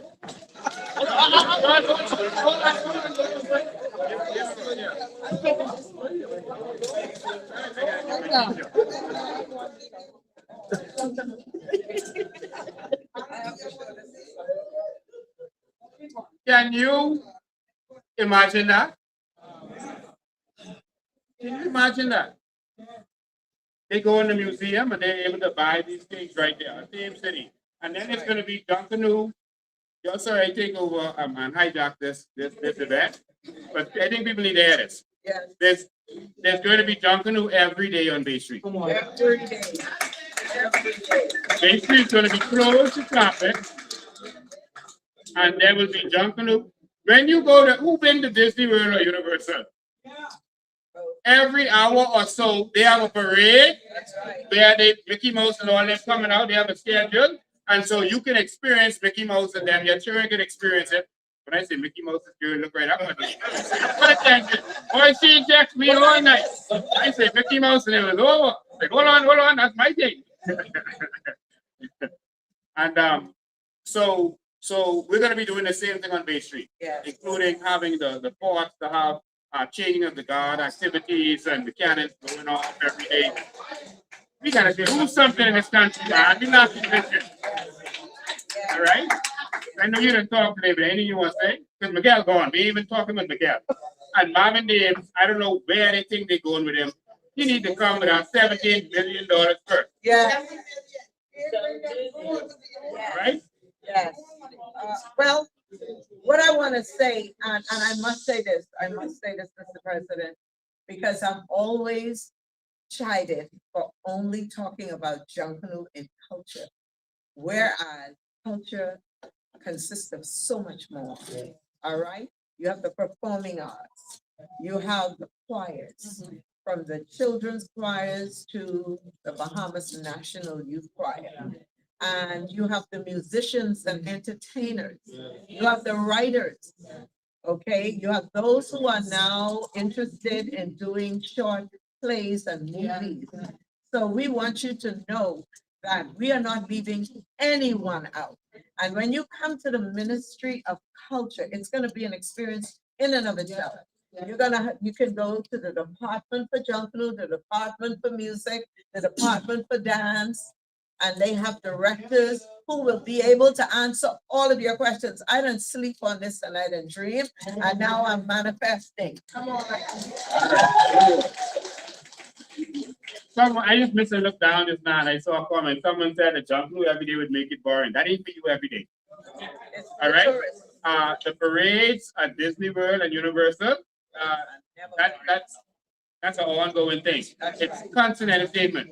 The problem we have is that a lot of the tourists don't get the experience jumping away. Because how they get tickets, we can't get tickets. Right. They are not there to be able to get tickets, and so they don't experience it. And so we want to have a Junkanoo experience, not for us. It's for our visitors. And if we want to participate, then we can go there anytime. You having your birthday, Yeah. you want to go out on Bay Street and you want to rush with the Junkanoo, and then they have the tables outside, like how they do it in France on the sidewalks. We're gonna encourage that. And so you go and you sit down and Junkanoo is going past you and real parades. Come on, man. We can do something with this country, man. It was never intended to be. Yes, and like you said, Atlantis did it a lot. I don't know if they still do it. Marina Village. That's what she made of Atlantis. And so I want you to know that culture is very important to me because Pintard says he's a creative, but I am a creative. Yeah. All right, that orange economy thing, that has been my life. Wow. He's a writer. He wrote a book about tricking people with politics. Wow. He wrote the book on that. Yes. I'm a writer who wrote a best-selling book about helping people to find their purpose in life, Right. find out who they are. It's called Identity Crisis. Yeah. And you can go on Amazon and you can see what people said about that book. Some people said it is the best book they ever read in their life. Wow. I still get checks for that book every month. That's powerful. And that book has gone to almost every country in the world right now. The only place I don't know that book has been is probably Cuba and Iraq. Wow. All right. But every place in the world that book has been. Wow. So I am a creative. Yeah. The children's choir you talked about, I've been in children's choirs. I was a part of the E.P. Roberts choir. I was more than a school choir. We traveled around the world. We performed at Disney World, etc. We were the first choir to perform at World Expo 88. We were the children's choir before the Bahamas National Choir. We started this thing. And so I know about that life. I grew up in it and I knew how that kept me off the streets of Pinewood because I was too busy with choir practice every day. And so this has been my life. I am a musician. I play instruments. I'm a singer. I can barely sing, but I can sing, right? And I've sung all over the world. Right. I've sung with Michael Jackson, Wow. B.B. Winan, Shirley Caesar, Yolanda Adams, Wow. in concert, the best of them. I actually sang on stage with Michael Jackson. This has been my life. And so we are going to actually do something about this. Yeah. You know, something I said, Pintard said he's a poet, but he never even did a poetry night where you could encourage other poets to come out and get the microphone and be able to do their stuff. I know he did. He partnered with someone who did a play for Count It Again Man, but that was just jokes, making fun. We need serious creativity in this country. We need serious opportunities for our creatives. Yeah. And that is why when we do our cruise ships, that's what I'm going into next. When we build our cruise ships to transform tourism in this country, and it makes sense. Yeah. It makes sense. When we build our cruise ships, because for a few $100 million, you can get a cruise ship. Yeah. All right? That is going to move the economy around.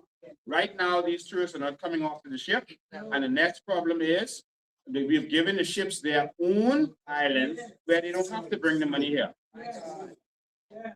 And so we need our own ships so that they can sail to Andros. They can sail to Abaco. They can sail to Eleuthera. They can sail to Cat Island and to our Staten Islands. That's what we need to do. Also, some of the cruise industries, they are going into yachts now. They call it super yachts. They're having yacht sales now because Wow. they can actually make more profit because they can charge more for that. And we can do the same thing. Have you Why? ever sailed the exotic keys? Yeah, Oh, God. I'm a roll bow from Exuma. Oh. Just so you know. Pure baby. No mix up in me. No mix up. And so that by doing this and owning resorts, etc., now we can have full-time employment for our creatives. Yeah. Remember when we had the limbo dances and the fire dances and all these people? Remember that? No more work for them. Remember when you had the drum beat and Chippy and them? Remember that? Well, that's Chippy daughter who did that. Just so you know, that's Chippy daughter. Mitzi the dancer. All right, who did this? All right, so Mitzi, go find Mitzi to get more. All right, ask her for my discount. Okay. So yeah, go sit down. Go sit down.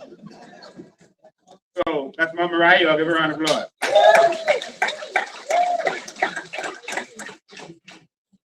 And so now we'll be able to have people experience our cuisine, experience our culture. Our musicians have a reason to practice now. They have a reason to make music. They can make money from their careers because they can work on the ship. Because our ship can have our entertainment. You see how now we turn this into a business? If Junkin was every day, you have a reason to make your costumes and you're making money from this. Some people could be full-time Junkin with no other job. Because our tourism corporation will pay them to be out there every single day.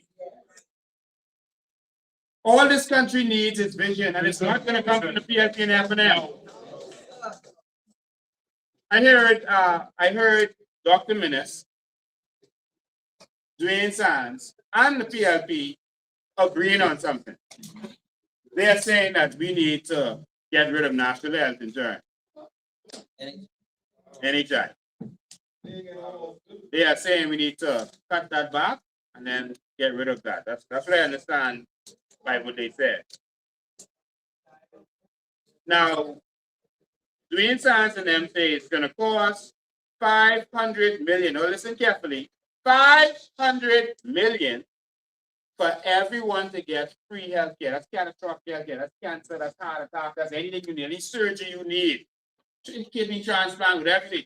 $500 million. There's only a couple of us in this country. Yes. 500 million. Let me show you how leaders with vision think. Let's say you get 10 million tourists a year. They say we get more than that, right? Let's say you get 10 million tourists a year. How about you put onto their ticket an insurance fee, $50, so that they will be guaranteed if something happened to them, they could be staying in a hospital, they could be medevac out of the country, they could be sure that they are safe in our country. I don't think the cruise ship will mind that, because now they don't have to worry about being stuck to deal with our hospital or whatever conference. We can medevac you straight to wherever you come from. Because guess what? You're gonna need that much. And so $50 each at 10 million tourists. Y'all count. How much that is? How much that is? How much that is? That sounds like free health care for all of us. And we have to pay it on the floor. We just lack vision. They hit us with all kind of fees. When you traveling, they hit you with all kind of fees that you don't even know what the fees are. I don't think that anyone who is traveling is going to mind having a health. When you rent your car, they include insurance on that. Sometimes when you use your credit card to buy your tickets, they will include health insurance on that. I don't think anyone will mind. Okay, your cruise ship ticket used to be $750, now it's $800. They go up and down with these tickets all the time anyway. And now every behavior is covered. Dying natural resources or none of them other talks we talk. Dying carbon credit. That's simple. And we get the benefit from 10 million tourists at $50 for insurance that they covered. Either they get health care or overseas. One y'all, let's fight for change.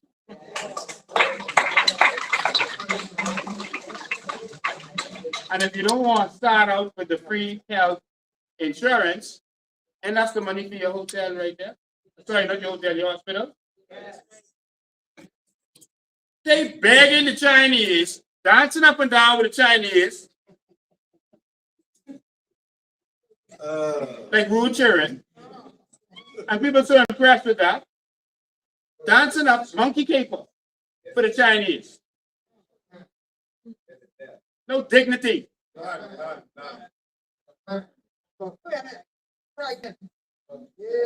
Clinic. We need real change in this nation. So, ladies and gentlemen, I gotta stop there. But I want you to know that we're going to continue with our vision series so that we can have discussions about where this country needs to go. That's the discussion we need to have.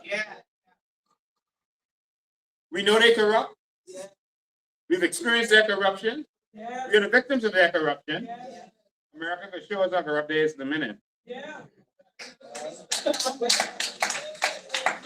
That's a money back guarantee. And so, what we need to do now is start talking about the new Bahamas. Pintard and the FNM is not the way. He did nothing when he was in a position to do so. Last thing I'll say about that, he did an interview when he was asking about Rick Fox. He said Rick Fox met with him while he was Minister of Youth, Sports and Culture and said they talked about doing things with TV, movies and stuff. And oh, trust me, we could do that. All right, we ain't waiting for them. We can do it. The Nigerians can do it, we can do it. But he said he talked about that kind of stuff, and he said he was so proud that he had the connections in order to get it done. And he said he talked about opportunities in sports and all that by young people, and and that Rick Fox had the connections in order to get it done. But guess what? What was done? He just again showed you how lousy they are. He just exposed himself and Rick Fox. Because all Rick Fox ever is talks.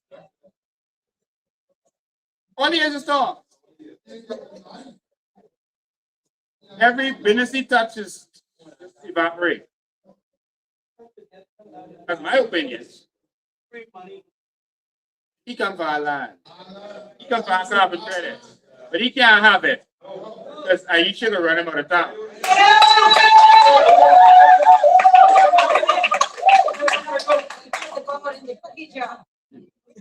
And so he can't have what's ours. We ain't gonna let them take it, all right? So, ladies and gentlemen, get ready for our vision series to continue. Because see, once we give you the vision, if you choose something else, then that's on you. That's on you. Don't cry when Pinta and them start jerking you again if you let them get in. Don't cry when Brave them start jerking you again. No crying. I see some union people, like they want to have conversations with Pinta and all them. The FNM, then failure. The PLP, then failure. Every time you're going to fight for what is yours. But guess who out there fighting with you? It's always us.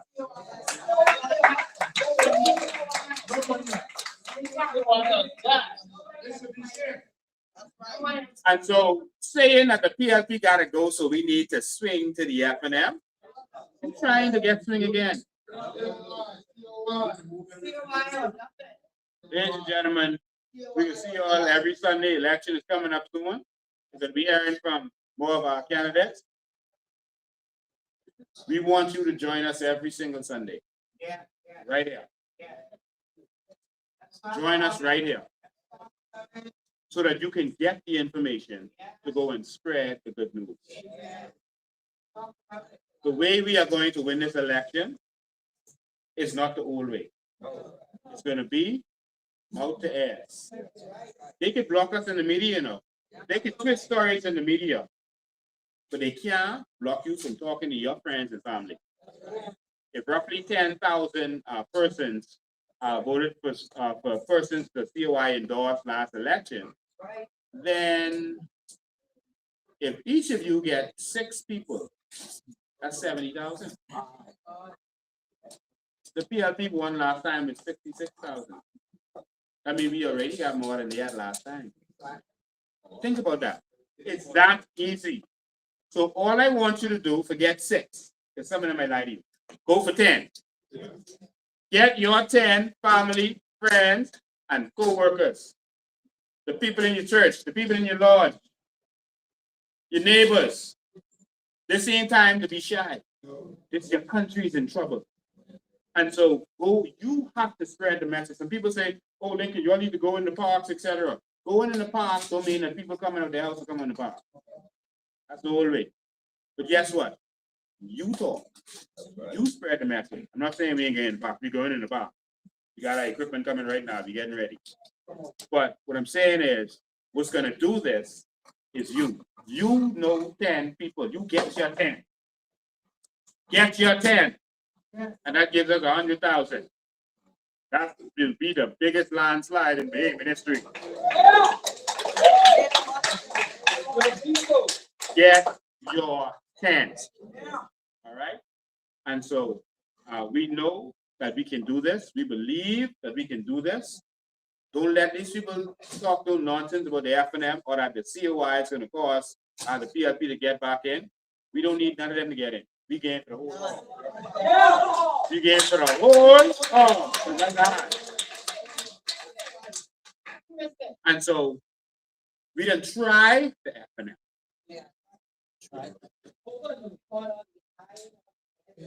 Only thing with stop Brent Simmons before was he couldn't really control Ingram. Ingram gave what he wanted, but he wanted more, but he couldn't really control because Ingram have his own. You know, you don't need to. He couldn't control minutes like that. Minutes gave him a lot, but then when he gets so far, minutes say, okay, that's enough for now. He can control Pintard. Pintard ain't got no job, no career. What Pintard is doing? He has to, he said, negotiate with criminals. And he bad at that too. And the criminals catch him.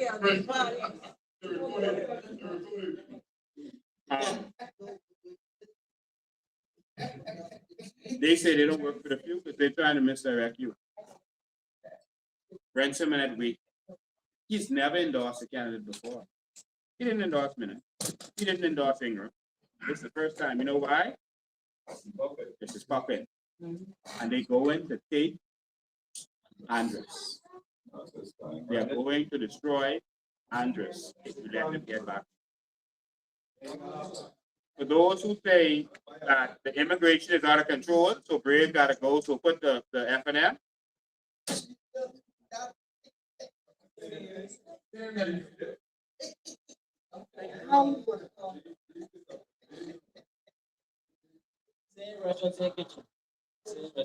F&M? Oh God, they started the immigration problem, eh? All right, Brenton was selling passports just like this group. And bragging for it. He bragging for it. They said playing like they ain't doing it. They're like, what passport? Brent said, yeah, man, I'm giving out citizenships every Friday. Every Friday. You get a passport. You get a passport. You get a. Pintard works for Fred Smith. That funny book? Pintard was their PR person. That lion book? Pintard worked for Fred Smith. What do you think about that one? Fred Smith was born in Haiti. We believe Pintard was born in 82 because we can't find a record of him being born here. And I heard them say that he was raised by Mother Benson. Notice they say raised by Mother Benson. We believe he was adopted. And all we're asking for is a birth certificate. You can clear it up easy. Before you get in and go try a doctorate because you're in government. That's all we're asking for. Show us your birth certificate, Pintard. All right? So that we could know who is who. You might still vote for you, you know. I mean, not me. I'm not saying so amen. But someone might vote for you. But we need to know who you are. When you're applying for a job, they ask you for your status. That's right. They occupy ID. And you gotta bring it. We are just tired of being blocked out as a people. Yeah. The foreigners getting all the opportunities. And maybe it's because our leaders have mental, subconscious connections to other people. But I'm Lincoln Bain. I'm a rural bull from Exuma, Hanahati times. Bain from Auckland's Crooked Island. Crooked Island, biggest cousins, I know. I'm a Poitier from Cat Island, and I didn't give my whole lineage Poitier, Asian name. I didn't tell you who my granddaddy is. I didn't tell you who my great granddaddy, my great great granddaddy, my great great granddaddy is from royalty from France.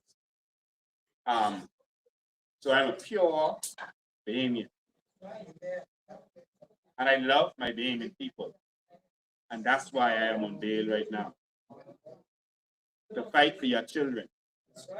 So they don't have to die or end up on bail. I want to thank you all for supporting us. Every Sunday we could be here talking about the New Bahamas. Someone say every Sunday. Every Sunday. You all ready for this? Yes. We are going to do this every Sunday into the next election. Election in May, y'all. Election in May. We are going to do this every Sunday till the next election. What else we're going to do? We're going to put boots on the ground every day until the next election. To all of my candidates, I sure you won't get fired. Get your boots on the ground. So let me hear, you're in on the ground. Time to get your boots on the ground. It's time to win this because this is serious. We can't let them want this more than us. The one who wins is the one who wants it the most. That's what I learned by being an athlete. The one who wins is the one who wants it the most. We have to want this more than them. And I want to save our country. We are fighting for country. We are fighting for country. And it's time. So I want to thank you all. The war starts. The PSP says they start the war on February 16th. Well, we've been in the battlefield waiting for them. So bring it on. Come on down. There's going to be a lot of rumors and lies and all that stuff spread. You can hear things with me. You can hear things with MacGyver and our candidates and all kinds of stuff. Listen, it don't matter. Don't waste your time with no rumors. Don't call me asking me if this true or not true. It don't matter. If a candidate say they won't leave, then let them go. You don't always finish with who you start with. Let's keep moving. When you're on the battlefield and you're running towards the enemy, someone on your right and left may get you down, but you gotta keep moving. If someone wants to turn into a pillar of salt, you let them go. Let's keep moving. But I can assure you that our 41 are locked and loaded and be ready to take this country back. And be ready to give every blood, sweat, and tears because after this election, it's no more. We will be outnumbered. And that's why you got to take this serious. You hear them complaining in the bank line, you start talking about change. You talk to them. Don't mind them. We could win this. If the PSU after them, they can say, tell me go pay that money. That's all they got to say. But that's proof for you that they ain't got nothing on me. They got nothing on me. Because if they did, can you imagine if they had something on me? They ain't got nothing on me. Nothing. All right? And so, ladies and gentlemen, we got to do this. We got to do this. Or our country is gone. We done lose our wacky. The fish fry. That's right. It's gone.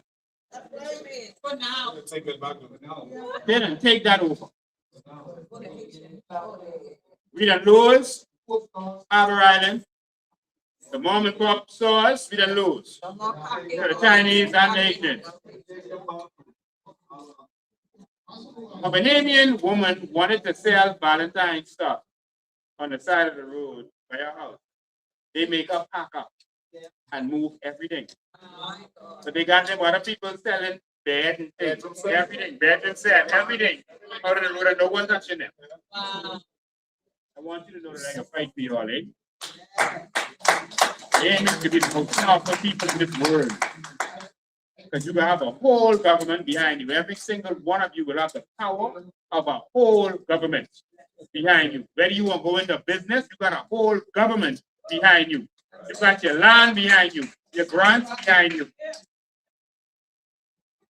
In 40 years, China went from a country where people were dying in the millions per day on the street, dying of starvation, to the number 2 economy in the world. They started to open free trade zones, which we are going to do. So, Grandmama Port Authority, y'all could give that $5 million all y'all want. We come in for what's ours.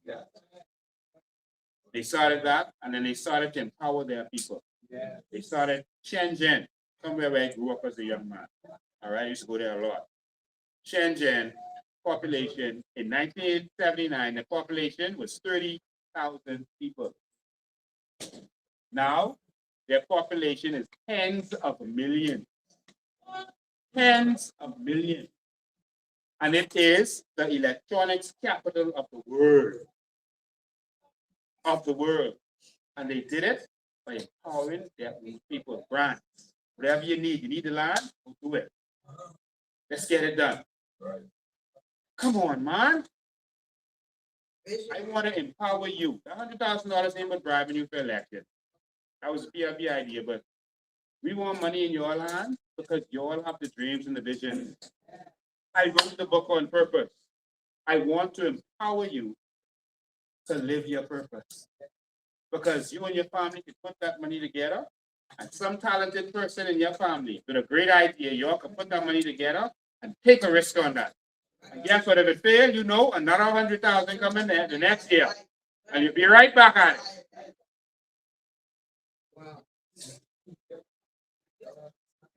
Our land is going to be tokenized, but your profits from your natural resources is going to be tokenized. You are actually going to be able to get loan and financing based on your future income. You will be more powerful than you know. 100 grand, if that's what it is, will be a joke to the leverage that you now have. Because you and your family can say, okay, we entitled to this every year. The government has set it up so that that is a real thing, a guarantee, with a sovereign guarantee, and that now you can actually get financing to do even bigger business with that. You and your 10 family members come together, and you all get a bond or a financial instrument. There is so much that we haven't even discussed yet. So much potential for this country. Yeah. All we ask you to do is give something different a chance, man. I listen to Prince out them talking about their vision. I tired talking about pothole, man. I tired talking about water and electricity. I tired, man. I tired. So let's get ready for war. You all ready for war? You ready for war? You ready for war? Change coming. Change coming. All right. I will be in Pinewood tomorrow at my headquarters, and I'll also be walking at 5 o'clock. Whoever want to come and join us, we'll be right there. All right. We get hit the streets. Thank you. See you next time.